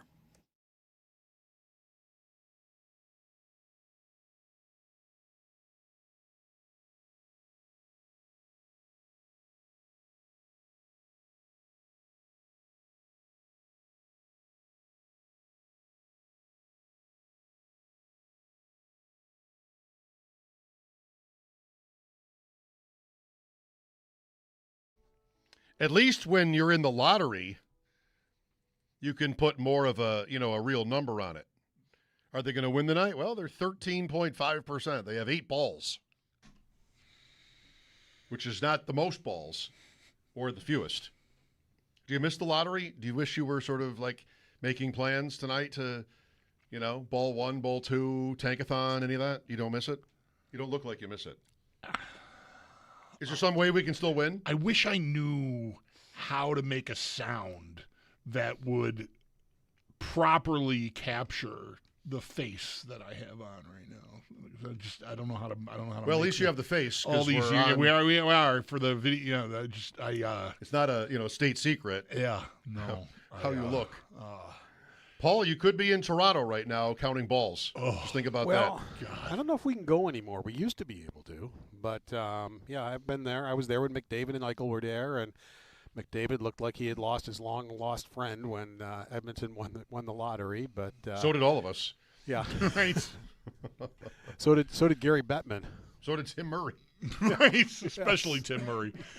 Which was shocking, wasn't it? Yes, it was. After all that. Yeah, because I had spent, a long time sort of, it's okay, they're both going to be great. And, McDavid's clearly the better player, although Eichel's having a fantastic career now. Yep. But, yeah, like the first warning that wasn't that close was Murray being super pissed after the thing happened. It's just so bad. Like, how could you be that upset when your odds are what they are? What were they, 20%? Maybe? And Eichel wasn't happy. Remember that video that the social media put out there? And, he's sitting in Murray's office going, basically, I'm going to make you pay for that or something. He was offended by the whole thing. Yeah. He was always somebody that I don't want to say easily offended, Paul. You were around him more often than I was, but like maybe sensitive, maybe somebody that when I sat with him with Bulldog for the first time, I mean, there was some sort of, I thought, benign question about himself and McDavid, and he was just like, he bristled. Like I don't know, like he wasn't always easy to play with. No, he was not an easy interview. Now, he has grown up, definitely. I mean, I saw him this year in Vegas. We must have stood and talked 10 minutes. And I didn't even see him coming. He said hello to me. And, I don't know if he would have done that in the first couple of years. Yeah. He has matured quite a bit. Yeah. Good. Yeah, he said something like, you're going to be glad you lost the lottery or something. I don't know about sitting there unhappy. I remember there being audio of him. Maybe they're walking away from the podium. and it's one of those embedded things. And I think he says something like, "You're never going to be happier that you lost something because you got me instead." Mm-hmm. Yeah, this particular clip was in Murray's office after he got back to Buffalo. Right. But it said something very, very similar. All right, it's enough about that. Well, one more thought on the lot, not about Jack, but a part of the Sabres story is their lottery picks. I mean, it's not Eichel and Reinhart anymore. Right, but it's Dahlin in power, that's for sure. Yeah. 2 lottery wins. Yeah. And I think, Paul, I mean, we haven't talked about that aspect of it or the lottery at all leading, through this season. I think because the playoff drought was so long. It might just be that the Sabres kind of like they had every opportunity to get good and they never got good. And then this year happened and we're still talking about like how it happened. But they don't get accused, if you will, of, well, you won the lottery twice. You had the first overall pick. They have plenty of first-round picks on this roster, but they don't get kind of fingered like the Leafs did or other teams, Chicago, Edmonton, that won the lottery and kind of like shot to the top. No, they haven't because it took so long. Right. And the first 2, as far as the standings went, didn't work. I mean, they got Reinhart first at the second overall pick, and then they got Eichel with the second overall pick, and then you're sitting there with O'Reilly and Kane, and you got all these top-end players, and you're still in last place. It's like, why? It's because Murray really didn't know how to fill in around the roster. I mean, he got O'Reilly and Kane, but he really didn't have goaltending. He thought Robin Leonard was the answer, and Robin Leonard did have a good save percentage with the Sabres. He never really got a chance from the fans or anybody else. And, so he went out and spent a number 1 pick on that, and then he basically, by getting these 3 players, shot their future. And when it didn't work, they had no future. So, they got the lottery, but they didn't know what to do with it after they got it. Well, on to bigger things. Game 1 of the Sabres-Canadiens second-round series is tomorrow night. What's new today? So Sam Carrick is back, practiced, spoke. What do you think his chances, or when might you expect to see him? Wouldn't shock me if he's ready for Game 2. He didn't take line rushes today, and he was out there awfully long. We were in the locker room a long time before he came in. It's one of the reasons he came to the podium, because they finally had to kick us out of the locker room because they had to get to Lindy. We'd been in there close to an hour, I think, which is unheard of, but we were waiting for Tage Thompson, who hadn't come out yet. I don't expect him in Game 1. I never say never. I mean, I suppose it's possible. But Lindy Ruff had a lot of good things to say about it today, and basically said they're going to kind of check with him every day on a day-to-day basis, and said he's in good condition. He's feeling good. Carrick says he's feeling good. Carrick did confirm that he did not break any bones or hurt his shoulder. That's all he would say. Right. So whatever it was not a broken bone. Dislocated elbow. Yeah. It was not a shoulder. He said he was told it was a 6 to 8 week type of a situation, maybe 4 to 6. Mm-hmm. So he kind of had 6 weeks in his head. So he's a little bit ahead of schedule. Yeah. Did he talk at all about, Paul, I mean, obviously his value, I know he scored 5 goals in whatever it was, 13 games, but, he was not a player you acquired to bolster your scoring. If you get some there, that'll be very welcome in this series. Offensive production from the fourth line would be great. But face-offs are his thing. With the nature of that injury, and again, he doesn't tell you exactly what it is. I'm speculating about an elbow because I thought it looked like he dislocated his elbow in that fight. And you could be right. So taking draws is a big part of his value. Is he full go for that? Like, I imagine if he's cleared, he's cleared. I just wonder about that hindering, at draws, because when guys have wrist or hand injuries, I remember Tage Thompson was nursing something. Oh, he's not taking draws. He's still playing center, right? So I wonder about that for Carrick, because his value is very much wrapped up in faceoffs. Yeah, I mean, he did get 5 goals in 13 games, but he's not here to score goals. I mean, I think we all know that. It just kind of went for him. But, yeah, that's his value.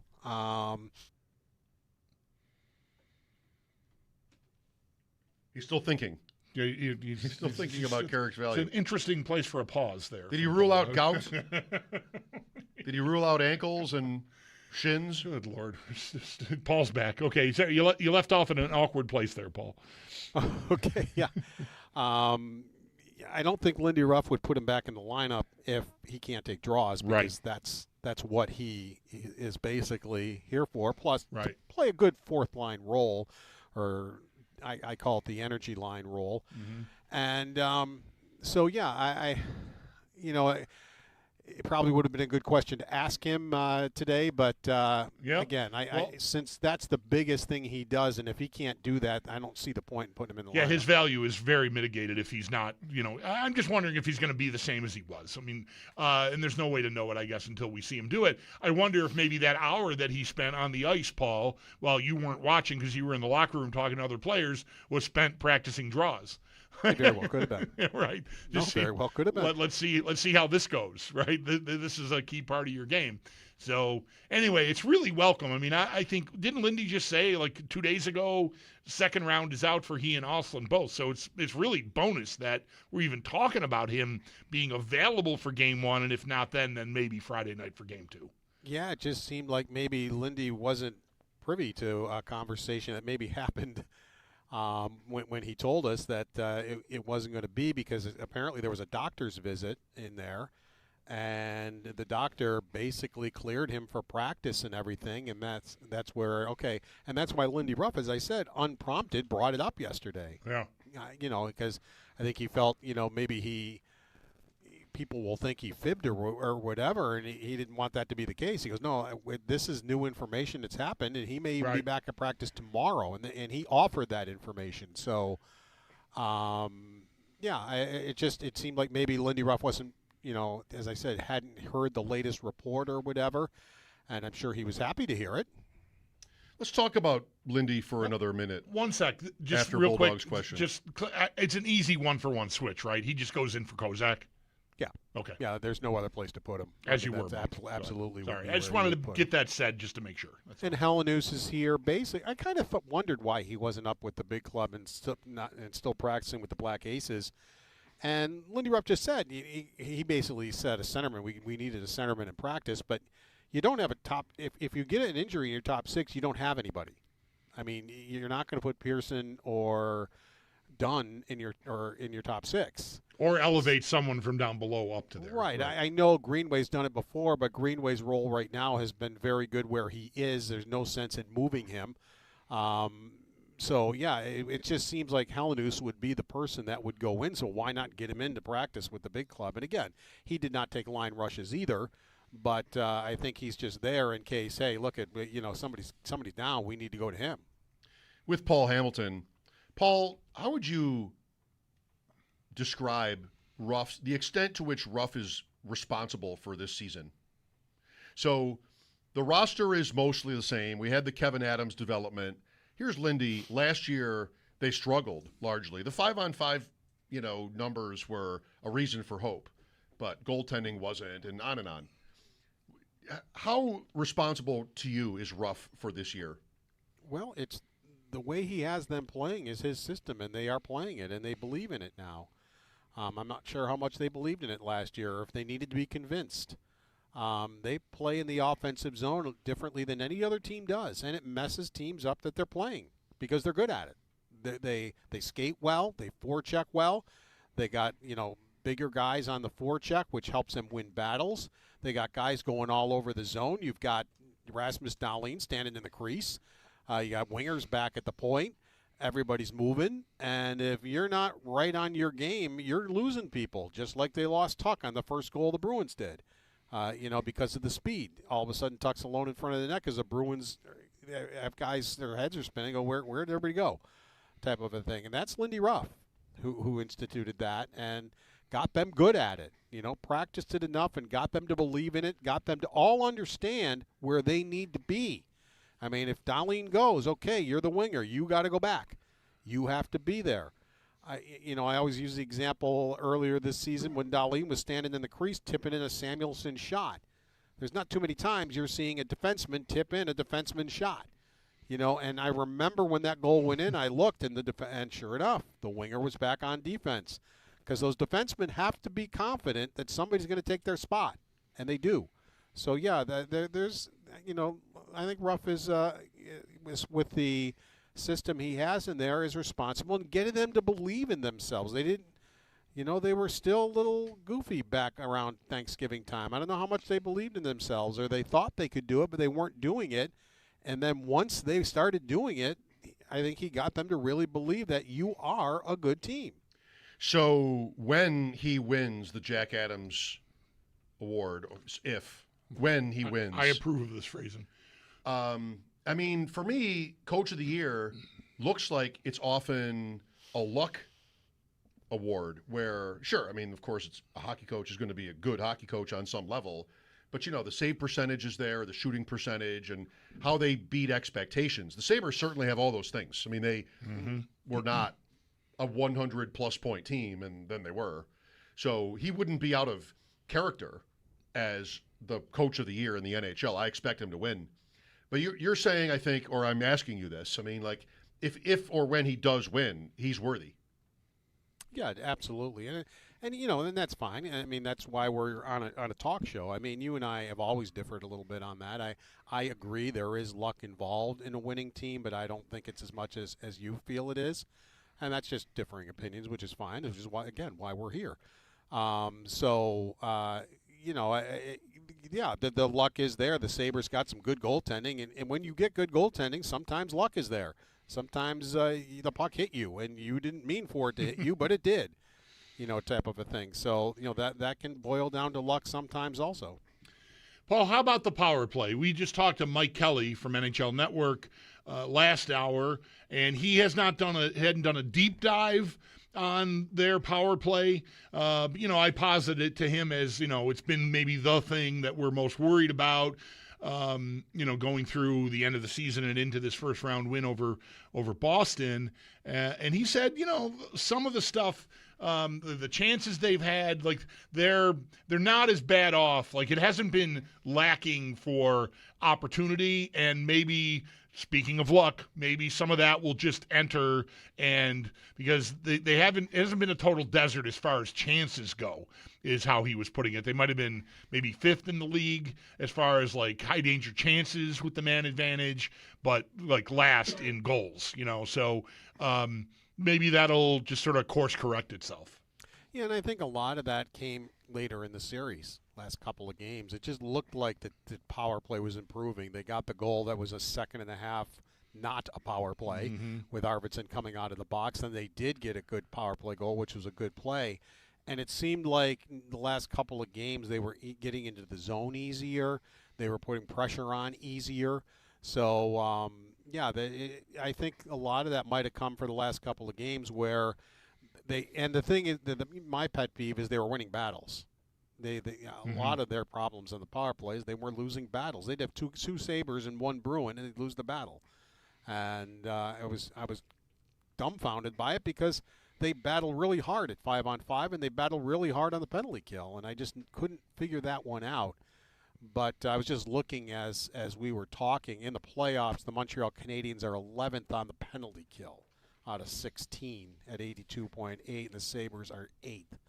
So, maybe you can do something. I mean, Boston, penalty kill, or what wasn't too bad. So, if they just keep it up, maybe they'll be able to do something on that penalty kill. What do you think the Canadiens' best feature is? If the Sabres are to struggle here, why would they have done so?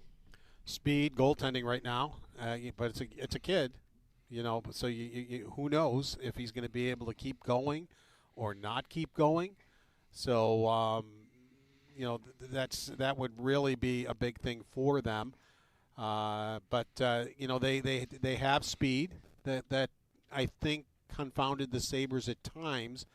But I think one thing I do have in the back of my mind is Montreal and Buffalo played most of their games early, and I think both teams are probably different now, the way they play and the way they are. So it'll be interesting to see how Montreal handles Buffalo's shifting around in the offensive zone. How does Buffalo handle a guy like Caulfield, who they have had trouble with? And Caulfield only, he did not have a good first round from a production standpoint. So, how will they handle that? And that's surprising considering I'm looking here, Montreal, the fourth best power play in the playoffs, but yet Caulfield, I think, only had 1 goal in the series, if I'm not mistaken. Right. He has killed Buffalo, and their power play has killed Buffalo, and it's something that, that I think they're going to need to sharpen up. Yeah, the job Tampa did on that line, eventually they got broken up. I think by Game 5, Slafkovsky got pulled off that line, and Anderson went up there, and that's how they finished the series. I would anticipate they go back to their top line and put Slafkovsky back up there. They don't have to. I like the results they got with Anderson, but that line, the three of them, Suzuki, Caulfield, and Slafkovsky, have been – most people who really follow the NHL have been talking about that as being one of the best top lines in hockey all year. So, and on the man advantage, boy, they really, shocker, right? A team in the second round of the playoffs, they get Demidov out there with Hudson and those three. Holy cow! There's a lot of moving around. They are a lot to handle. They're gonna have to. Sabres are going to really be buttoned up on that PK because there's a lot of slick players there. And, they always say your best penalty kill is your goaltender, and Buffalo has gotten good goaltending on their penalty killing. So that has helped them quite often, and they have very good penalty killers. So it's almost a strength against a strength here, and see, how – and my guess is you're going to see games where Montreal's power play – takes over, and you're going to see games where the Sabres penalty kill takes over. I don't think you'll see a whole series where Montreal's going to dominate the power play or Buffalo's going to dominate the penalty kill. I think, depending on the game and how it's going, I think we will see different results with those two special teams. Paul, very good. Look forward to talking tomorrow to start pregame. Sounds great. Take care, guys. All right, Paul. Yeah, look forward to game day visit to get us rolling here tomorrow. Paul's appearance with us right now brought to you by Raylax Honda. Raylax, we got this. Another great logo in round 2. Just like round 1. Yep. Very drawable logos. For sure. That's right. When you're a kid and you're drawing the logos. The Adams division, not that the show has ever sounded older than this is about to sound, but Boston, Montreal, Hartford, Quebec, all just like beautifully easy, awesome logos to draw, where there's no like teeth or teeths. Right. If you were with us yesterday, Teeths. There's no teeth, there's no giant fangs or anything. Even the Leaf logo is a little bit trickier, but this one is just a beautiful thing. Yeah, Canadians I think logo. the Sabres logo is the hardest one to draw out of that group of teams because of the little legs on the Buffalo. It was always hard to get the legs right if you're trying to draw that. And, the Buffalo often look like a lumpy potato, but like the legs were always hard. You had like legs hanging off of a lumpy buffalo or a lumpy potato, excuse me. Yeah. That's my version. Potato of legs. This is very tough. But this is the uniforms, the history, the buildings, the market up there. What's going on here? Yeah, it's hot. It is super hot. And sports fans, what does the H stand for in the Canadiens logo? It stands for hockey. When they were founded, which is like maybe the first team to be founded, like Montreal goes all the way back, they were only for French-Canadian players. Like it was limited. Mm-hmm. And somebody with them pronounced that the H was for habitants, Habs. Mm-hmm. But they were wrong. Like the H is for hockey. And this many years later, 100 years later, there it is, still stands up. You said yesterday they were never your least favorite team, and they were also never mine. Because there's something cool about them. That, unfortunately, the season will be over in a week and a half. Where did you learn this about the H? Is it just, is there like a Wikipedia page for no, it? I took a class in it in college. Okay, well, that's excellent. It was H101. Oh, great university you went to. H101, and the first day we learned about that, and the whole semester was just repeating it. I know we have talked about this before, but when you brought it up, I'm over here going, Yeah, it's Habs. Yeah, it's Habs. And then you said it like, oh, yeah, that's right. It's not Habs. It's not Habs. Yeah. I'd like it to be Habs. It's lumpy potato legs versus the hockey Habs. Lumpy potato legs. How dare I say that? 803-0550, Mike Schopp and the Bulldog. Lines are open for your calls. How do you see the series? I mean, it's getting close. Round 2. Just how great are these days? So much fun to look forward to. Would you take Game 7 right now? Lines open. We'll be back after sports. This is WGR.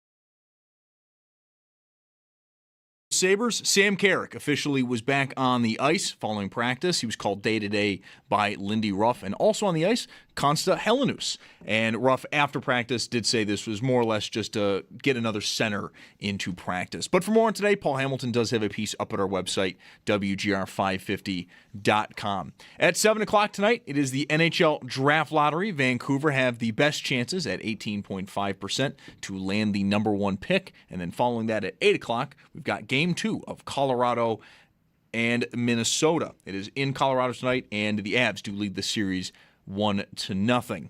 In football, wide receiver Stephon Diggs has been found not guilty of assault, battery, and strangulation of his former chef. And then in baseball, the Jays are down in Florida to take on Tampa at 6:40. The Yankees host the Rangers at 7:05. And the Mets, they did have their game at Colorado postponed due to weather. That game is going to be made up on Thursday at 3:10 Eastern. And then already in the books, the Bisons, they fell earlier today to the Iron Pigs by a score of 7-5. That's your Paddock Chevrolet Sports Headlines. Paddock Chevrolet with you for the extra mile since 1935. I'm Zach Jones for Western New York's Voice of the Fan, WGR.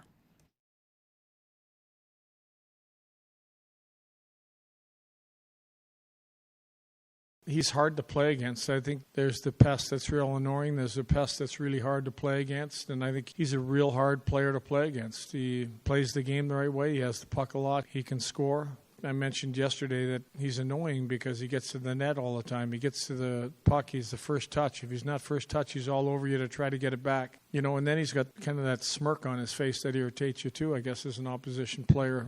It makes me smile, but I think it annoys other people. Lindy Ruff on Zach Benson. 100%. 100%. It's not over the top. No. None of the Benson stuff is over the top. It toes the line. Yeah. Maybe I'm biased. Yeah. Would he be... The thing on McAvoy Friday night was filthy. Yep.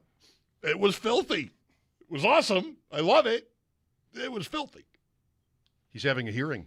McAvoy. McAvoy is for the slash. Benson's lucky. To try and get him back. Benson, yeah. Yeah. I mean, I'm wondering... it's Montreal too, right? So it's the only Canadian team left and a rabid hockey market. I just feel like Benson, his status, almost with nothing happening in the first two games here. He might be booable. He might be, if he does anything like he did at the end of Game 6 Friday night in these first two games here, he might be booable in Montreal. Bring it on. Something happened to him in Montreal. Yes, he got neutral zone. Somebody took a cheap shot at him, like headshot. I don't remember who that was now. And I tweeted about how the crowd reacted, like a pro Sabres way. To my reaction to it was, good fans, sort of. Mm-hmm. I have to remember what that was. There was something that happened there. And, oh, yes. I mean, Paul said early in the season, they met 3 times in January, including the last day of the month. It wasn't super early. There was one meeting that was early. Right. The other 3 were right around 2 each weeks. other. Yeah. And the Sabres won the first 2 and then lost at home. And I was at that game, surrounded by Canadiens fans, and just this is like it always is. It's good and bad. It's super lively and interesting in here right now, but damn if we lose. And my daughter was with me, and we gave up the Sabres gave up an empty net goal, a minute left. I told you this. Mm-hmm. And we were sitting on the glass. So let's go.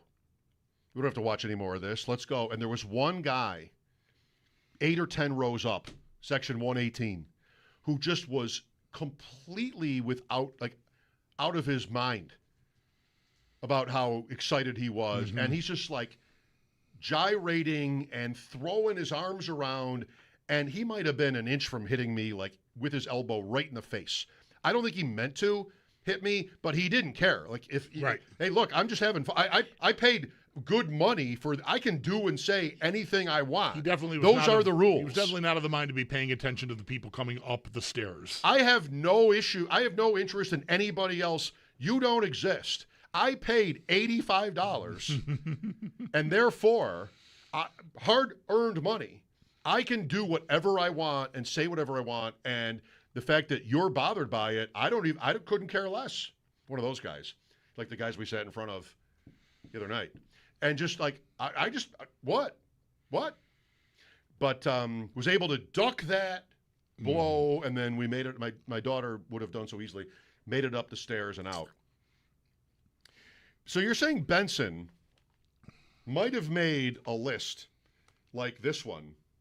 Back to the notebook. I'm going to cover the top. Okay. So advantage viewers, YouTube, here we go. Can I do this successfully? This is a list of names from 1983, when I was 11, that I wrote in this notebook. And my mom participated in this. I don't think it was a draft. But we both, we took turns naming names of hockey players we didn't like. Bob Nystrom was my number one name. Okay. Butch Goring was hers. Paul Holmgren. Ooh, yeah. Larry Robinson, who I like now. Yeah. He was, you know, he was kind annoying, of an old but he soul. wasn't like a dirt baller. We both listed Terry O'Reilly. Oh yeah, you got to have that. Bobby Clark. I listed Mike Liute on mine. Mike I don't know. Liute. I don't know. Yeah, I don't all know. I know this is a list of players we didn't like. Okay. Because of how I named it. I can't. My hand is covering it up. Oh, I'm not even sure I really want to announce this. Oh boy. But I will, because I was an 11-year-old kid. Yeah. It's called People to Kill. These are people to kill. So that's what I called it when I was 11. This took a turn. People to kill.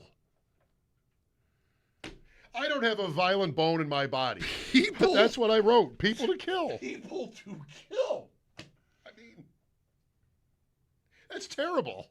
I didn't want to kill anybody. I think an 11-year-old kid walks into his parents with a list of hockey players, and the header is people to kill. Nowadays, you're going to therapy, buddy. My mom was part of this. You're in the system. My mother was also foster homes are being explored. She joined It's me not in what is naming happening here. NHL players. No Sabres, by the way. People to kill. People to kill. Right. That's incredible. But it's so bad. People to kill. In all caps. If you look at this writing, now you could look at my writing one of two ways. Either this is an insane person. Yeah. Because it's like perfect cursive writing for a little kid. Yeah. Or, like this is not somebody who would hurt anybody. Which, actually, that would be true. Maybe both are true. I might be a little bit crazy, but I would never hurt anybody, actually. Tiger Williams, Mike Milbury. I mean, you still have him high up on your list. I just found this page, and I wish I hadn't. People to kill. It's so bad. Listen, we could have been here People to kill. We could have been here for like 100 hours, me guessing what the title of that page was going to be, and I would have never gotten to people to kill. I wouldn't have either. I don't remember that. Who the heck are you? I don't remember any of that. People to kill. I just know it's my writing. I'm not going to be able to win this in court. I mean, I know it's my notebook. It's got my name on it. Yeah. This is my writing. That's it. Yeah. I'm done for. I hope none of these people met with an untimely demise. I don't know. I'd be. You might be. There's an unsolved murder out there for one of these people. I don't know.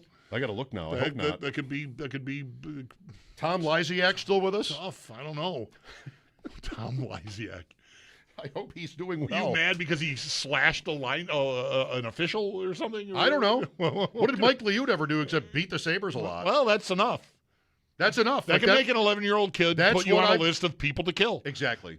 That's all it was. That's all. I don't even remember a high stick. There is all there is to that. Yeah. I don't even remember a trip. So bad. So bad. This is the happiest, kiddiest, happiest hockey notebook you've ever seen. Except for that page. Until you get to the last page. Right. Well, this took a turn. Actually, the second last page looks like Rochester stats. There it is. I mean, I'm sorry. I'm sorry. Just like I must have been having fun, thinking of funny ideas. If kids, pushing envelopes. If little Montreal fans are out there making lists, I think Benson will be on. He's got a good chance to get on their list. He is going to be annoying. That's it. That's his game. I do want to say the most aggravating thing about him is not that. I mean, sure, you slew foot Charlie McAvoy into the boards with 3 minutes to go in the game or whatever it was. Like, you're going to start to acquire a certain kind of reputation, and players are going to want to take a piece of you because that's just, tit for tat. That's how it goes. But the most annoying thing about him is how good he is on pucks and how well he's not just running around causing havoc and making people chase him around. Like, that's a side gig. His number one gig is going into the corner, getting there after you have corralled the puck, turned around and looked where you want to go with it, and still taking it off you. Like that, he does that. He goes in on a forecheck. It doesn't look like there's any way he's going to get there, and because he's so little, and then the stick is so long, and his instincts are incredible. Like, he reads where guys are going. I mean, he's not always right, but man, he's just so good at cutting things off and taking away, not just taking it from you, but taking it away from where you wanted to go with it. He's just so smart, instinctual, whatever it is. He just has a knack to come out with that puck. And that is by far, to me, outweighs whatever rat status he's acquiring. Like, it's wonderful that he has that, but he is an effective player because of way, way more important stuff than spearing guys when the ref isn't looking. I don't even know if he's done any of that, but whatever. You know what I'm saying? Like, he's not like just that. If he was just that, he'd be on the fourth line or not on the team at all, because he'd be a guy on the fourth line that was, 5'9" or whatever the hell he is. Yep. And that probably doesn't work. It's not really a fit. I mean, we talked about with Danny Gare last week. It's so funny that he scores a goal on a one-timer in front of the net after we talked about him shooting the puck. Like, I still think he's 20, right? Like, he could go away one of these summers, and I think still there's room for improvement in his game, specifically his shot, and he can become an even more dangerous player than he is already. I think there's still room for growth there. I mean, he's still not a guy that produces loads of points on the season. I don't know what he had. What did he have in the series? He had a good series. 3 points. Scored twice. 2 goals, 1 assist. I mean, that's not great. So I think there's production that is still untapped there, I hope. But I just wanted to make it clear that, for all the fun I have about this thing I've invented in my head where he rides a dirt bike and has a denim vest and all this stuff, because he just looks, especially when he was playing with Helenus and Oslin, there's like these 3 kids all rode their BMX bikes to the game. I mean, holy cow, look at this team. The outsiders. Benson, right. Benson is still that guy, but it's not all just the gimmicky, funny stuff and annoying people. He's a dangerous player. I really we'll see what ends up happening. But I mentioned to Mike Kelly, like, I might like sitting out here. I'm not a hockey coach. I'm not that smart about it. But Doan and Benson on the ice against Montreal's number one line, not so much to defend them in our zone, but to just keep them down there. I want it. I think that should be something I'm looking for. We'll see if it works. I mean, that is a dangerous line. But I think that's a good match for Buffalo. And Norris even is excellent 200-foot player, too. I think that could be a really good setup for them. I mean, I don't know how to exactly frame this, but every fan's loving this team and likes or loves all the players. Everybody loves Benson. Right. He said today how he can't grocery shop anymore. I don't want him to become Drury where he's afraid to go out. So careful out there, guys. But, yeah, just everything you said. Mike Schopp and the Bulldog at 803-0550. This is WGR.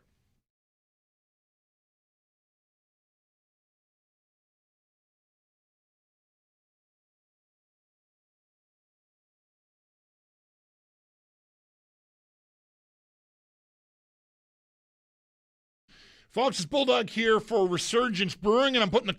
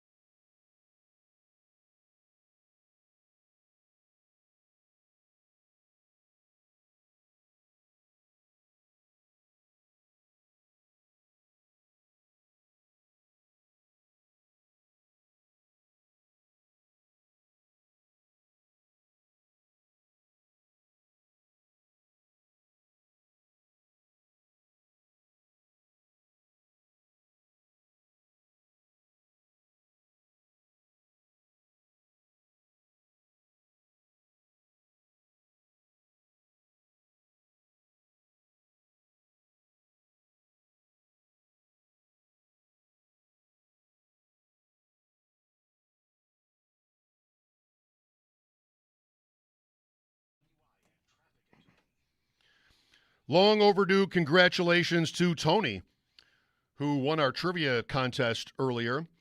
A $125 gift card to the Woodhouse in Williamsville. He knew that Marvcus Patton was the Bills player whose mother played professional football in the 70s in L.A. Good job, Tony. Another question tomorrow for another prize. Here's Nick with us. Hi, Nick. Hey, how's it going, guys? Great, Nick. Thanks for calling. Yeah, no problem. Thanks for having me. As far as your question on Game 7, growing up as a little kid, I used to love watching the Sabres and the Canadians with the aesthetics of the jersey and just the overall thing of it. So I want to see some hockey. If it goes to Game 7, then all my nails will be bit off. But, I'd like to see some hockey, though. That's right. You get 7 games at least. If it goes, that's my quick math says. If it goes 7, you'll get 7 games. You get 7 games at least. Yeah. He doesn't want it to end anytime soon. No. I don't want any of this to end anytime soon or ever. No. I love another extra day. You're right. That's that, and we're very likely to be in tough shape on that front as far as extra days go because of the timing of this Carolina series, which is already 2 games in. We haven't even started.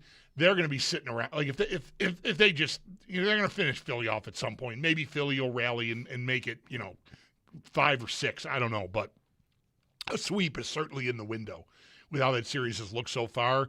I know Philly really hung with them last night and had a great chance to win that game in overtime, but didn't do it. Anyway, they're going to be off for a long time, Carolina. So you're not going to get, the Sabres are going to finish up. And although, I don't know, I'm saying all this, and Tampa finished Sunday, and they did give them the extra day. I thought for sure, sitting around before we saw the schedule, that they were going to make Montreal or Tampa get here on Tuesday and start right up because Carolina was already playing Game 1 on Saturday night, so you're going to want them to catch up. But they gave them that extra day. Whatever. Carolina's going to be sitting around. I would predict Buffalo is not going to – we're not going to have 5 days to sit up with our feet up going, this is so great. We're on to the 3rd round. Lines open. We'll be right back.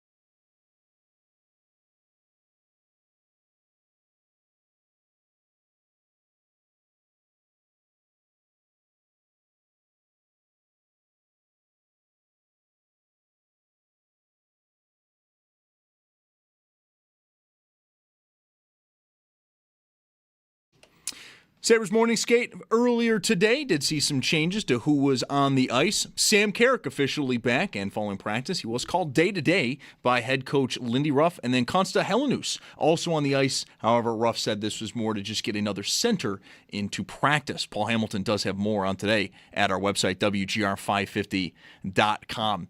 Game 1 against Montreal is not until tomorrow night. But now the teams are on to the second round. There's not going to be any local television broadcasts, but there is a solution so that you can listen to both Dan Dunleavy and Rob Ray while also watching the game. You will need a smart TV or a TV with DVR, but if you've got that settled, all you're going to need to do is download the Odyssey app, find WGR, and pause your TV once we get to face-off, and then have your radio go until we hear Dan and Rob on the app, and then press play on your television, and you'll be all synced up. Game time tomorrow is at 7. At 7 o'clock tonight, we've got the NHL Draft Lottery. The Canucks have the best chance at 18.5% to land the number 1 overall pick. And following that, at 8 o'clock, it's going to be Game 2 in Colorado between the Avs and Minnesota. Colorado took Game 1 of that series.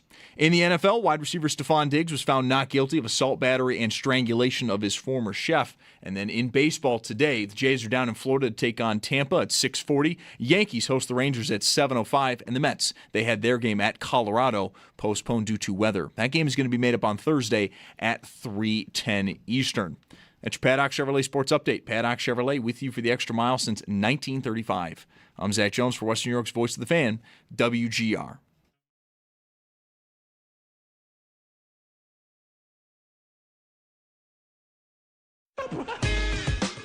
It's Mike Schopp. You might be mocking me or you might be staunchly agreeing with me. I can't tell. I'm mocking you. And the Bulldog. What is Fozzie Bear's role in this production? On WGR, Sports Radio 550. Feel free to laugh. Are we going to miss the lottery tonight? Lottery life? First time in how long? No chance we can still win? Apparently, there's no trade or anything. I am not. You know what I'm going to do? I'm not even going to pretend. I can't ignore you. I'm here. I have to talk. You talked. You asked a question. No, Mike, I'm not going to miss the lottery at all. This is just a nice, honest, level-headed answer. How boring. You know what's kind of funny? So Tuesday night, that means it's ADP chasing. I'll be on my fantasy football podcast at 7:30. Pat Corraine, Davis Maddock, Jacob Sanderson. Jacob is a Leafs fan living in Vancouver, and he and I were texting earlier about just like, I'm excited to be back on. I missed last week because of Game 5 last Tuesday. Mm-hmm. I guess I'm going to miss next week too. But yeah, so great to be back on. Excited for the Sabres. I know Jacob is. He's a Leafs fan, but he would love to see the Sabres win. I think that's a lot of people. And he texted the group, not in like a serious way, but like, hey, everybody, just heads up. We're going to be starting right as the lottery is ending. And he went into like the odds. It's like, well, the Leafs are 18.5%, or they're not, right? They're not that high. The Canucks are 18.5%. Yeah. But the Leafs are X percent. And if they get this, then they keep their pick, or else Boston gets it, or maybe Philadelphia gets it. And like, there's all this I think they drama. need, I think, to be in the top 5 to keep it. Otherwise, Boston gets it. Yeah, I think that's the way that works for them. But there's some late scuttlebutt that Philadelphia will lay claim to the pick for some reason if it is in the non-protected phase, and then like the Bruins would have to wait a year or something. I don't know. Wow. I don't even know why that is. There was another trade? All right. I don't know. I haven't. It's the lottery. I don't care. I don't have time for your lottery. I'm in the Sabres are in the playoffs. Montreal got to town this afternoon. I got stuff to do. I can't be watching your silly lottery. The Leafs are 8.5%. Lottery schmottery? Lottery schmottery. Thanks for the gifts.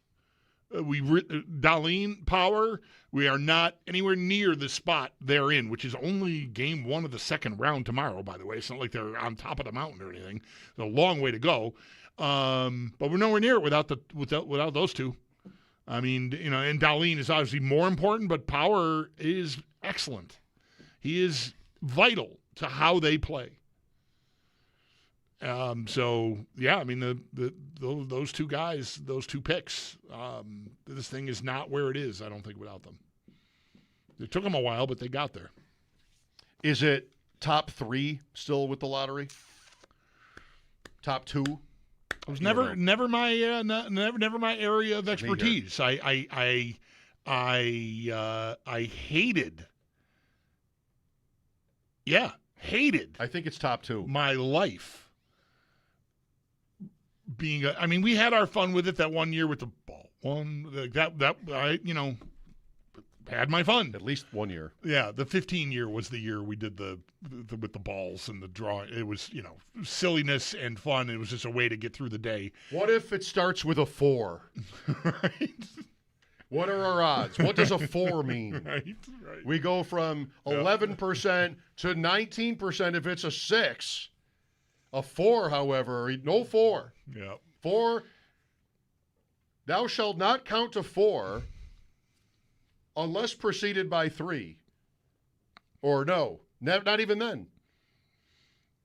Thou shalt only count to 2 unless succeeded by 3. 5 is right out. 5 is right out. Everyone knows it. I can't. All of that was just to be able to say 5 is right out. I can't get on tankathon.com a sim where Vancouver is out of the top 3. So I think they pull 2 teams. Okay. Yeah. And Vancouver could only fall to 3rd. Good. They need all the help they can get. And if somebody jumps the Leafs and pushes the Leafs to 6th, the Leafs have the 5th best odds. If somebody jumps the Leafs, then they would lose the pick. Right. The Brandon Carlo trade from last year. The worst case scenario for Toronto is probably 6th because they would lose the pick, and that's still pretty good. Yeah. They can't go lower than 7th then, right? Same logic. Well, good luck to all involved.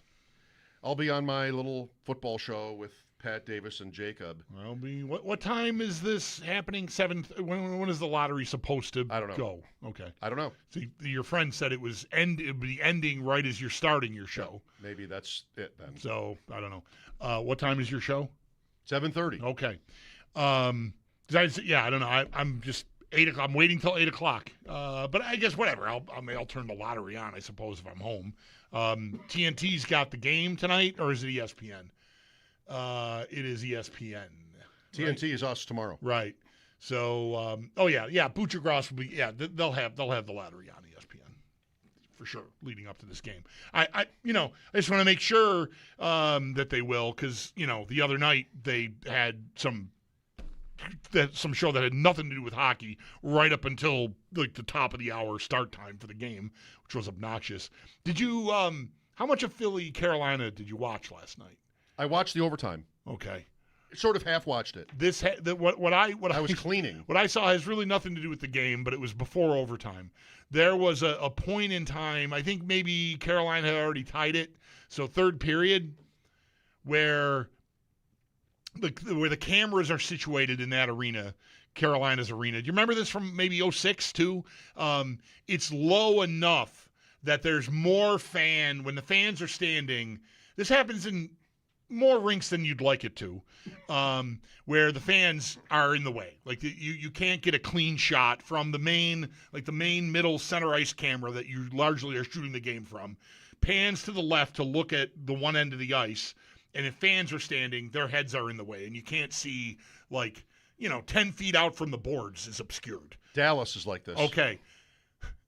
I've never noticed this before. I'm not here telling you it's never happened, because it would make sense that technically it maybe happens all the time when there are fans that are obscuring the camera view.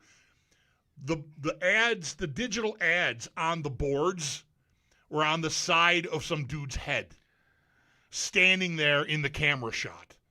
What a moment for the guy. I'm like, and not only it happened. Did he get money? It happened. The play went in there, and then it came out.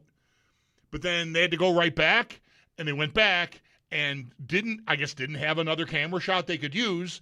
And whoever was in charge did not say, let's get off of the thing that's got the ad on the guy's head. And it happened 3 different times in the span of 30 seconds. I'm just fantastic. Really good job, everyone. You got the ad on some dude's head.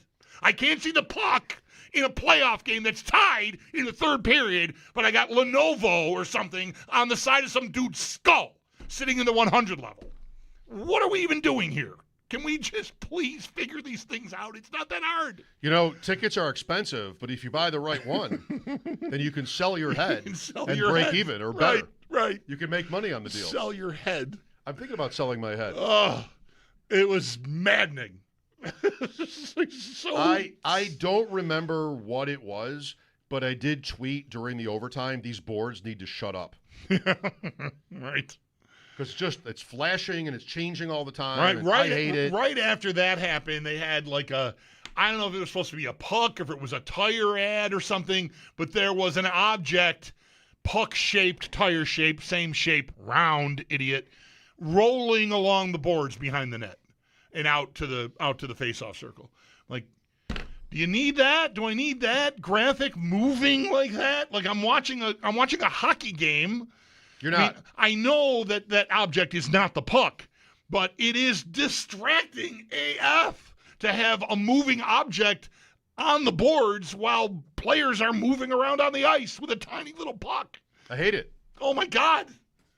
Just stop. You're gonna change them? Okay, I can live with the changing. But someone's idea for an ad on those boards should not involve a moving object. Come on, do we have enough money? What are we doing? Oh, so bad. So bad. Who's playing tonight? Avs? Minnesota, Colorado game. Save 2. yourself the aggravation. No moving ads on ADP chasing. All right, well, that's good to know. Nothing on my head. Good to know. No ads on my head. I made sure it's in my contract. Yeah. For now. I can tell. Well, that's right. I can tell you what we're starting with, and I'd like your thoughts on this. Okay. I've looked at the slides. The slides are in. Those of us on the inside have seen the order of topics. See. Oh, I see. Wow. There's actual preparation for this show. That's really impressive. Well, I mean, our guy Zach does a lot of great work setting up, slides and rankings and different things. And our number one topic is that Malik Willis first pitch. Do you see it?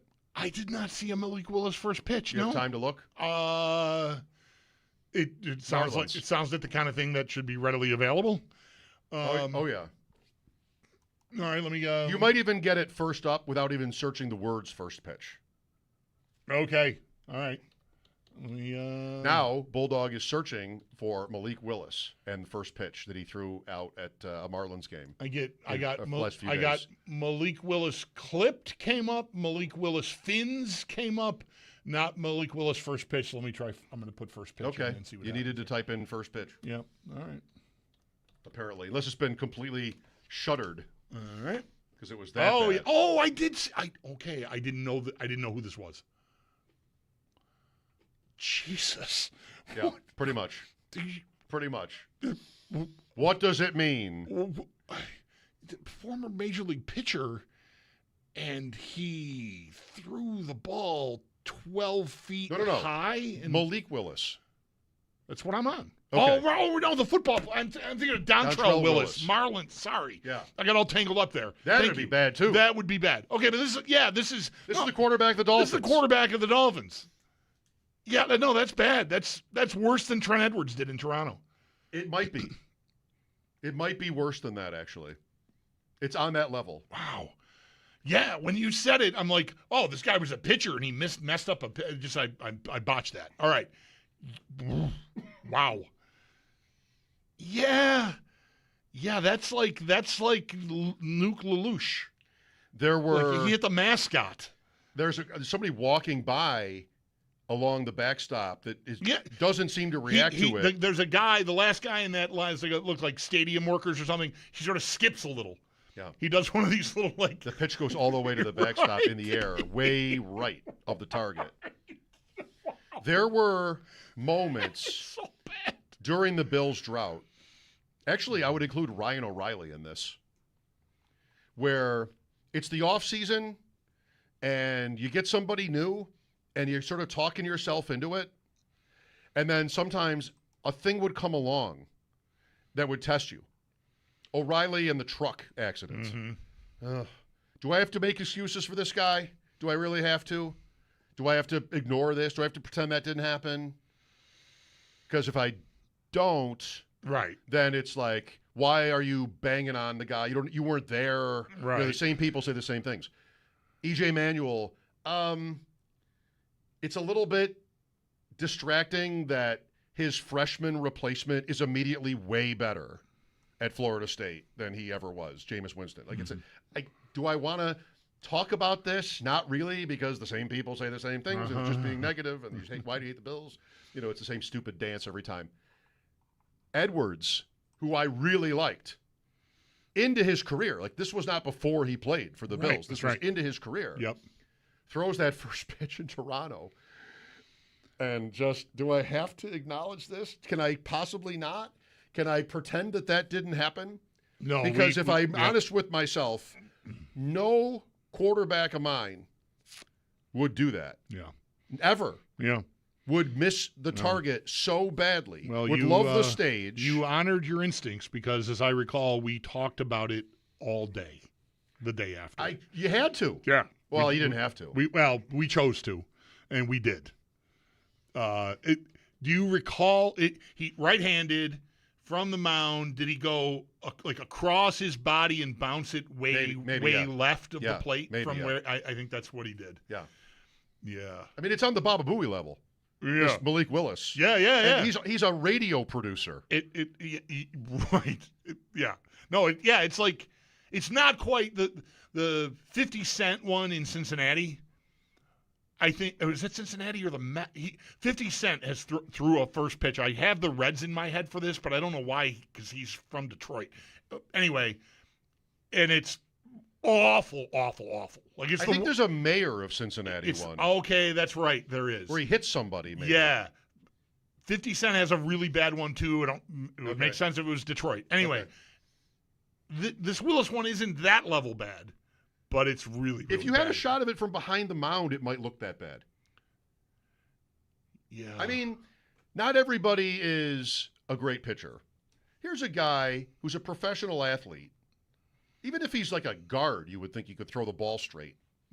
And the ball goes like, I don't need every president to be able to. They're not all George Bush, who just like right after 9/11. Right down the pipe. I think the current president, I would look like Nolan Ryan next to him in his prime, throwing the first pitch. Probably right. But like this is the quarterback of the Miami Dolphins, and it's obscenely bad. Like it's just, do we make excuses for this?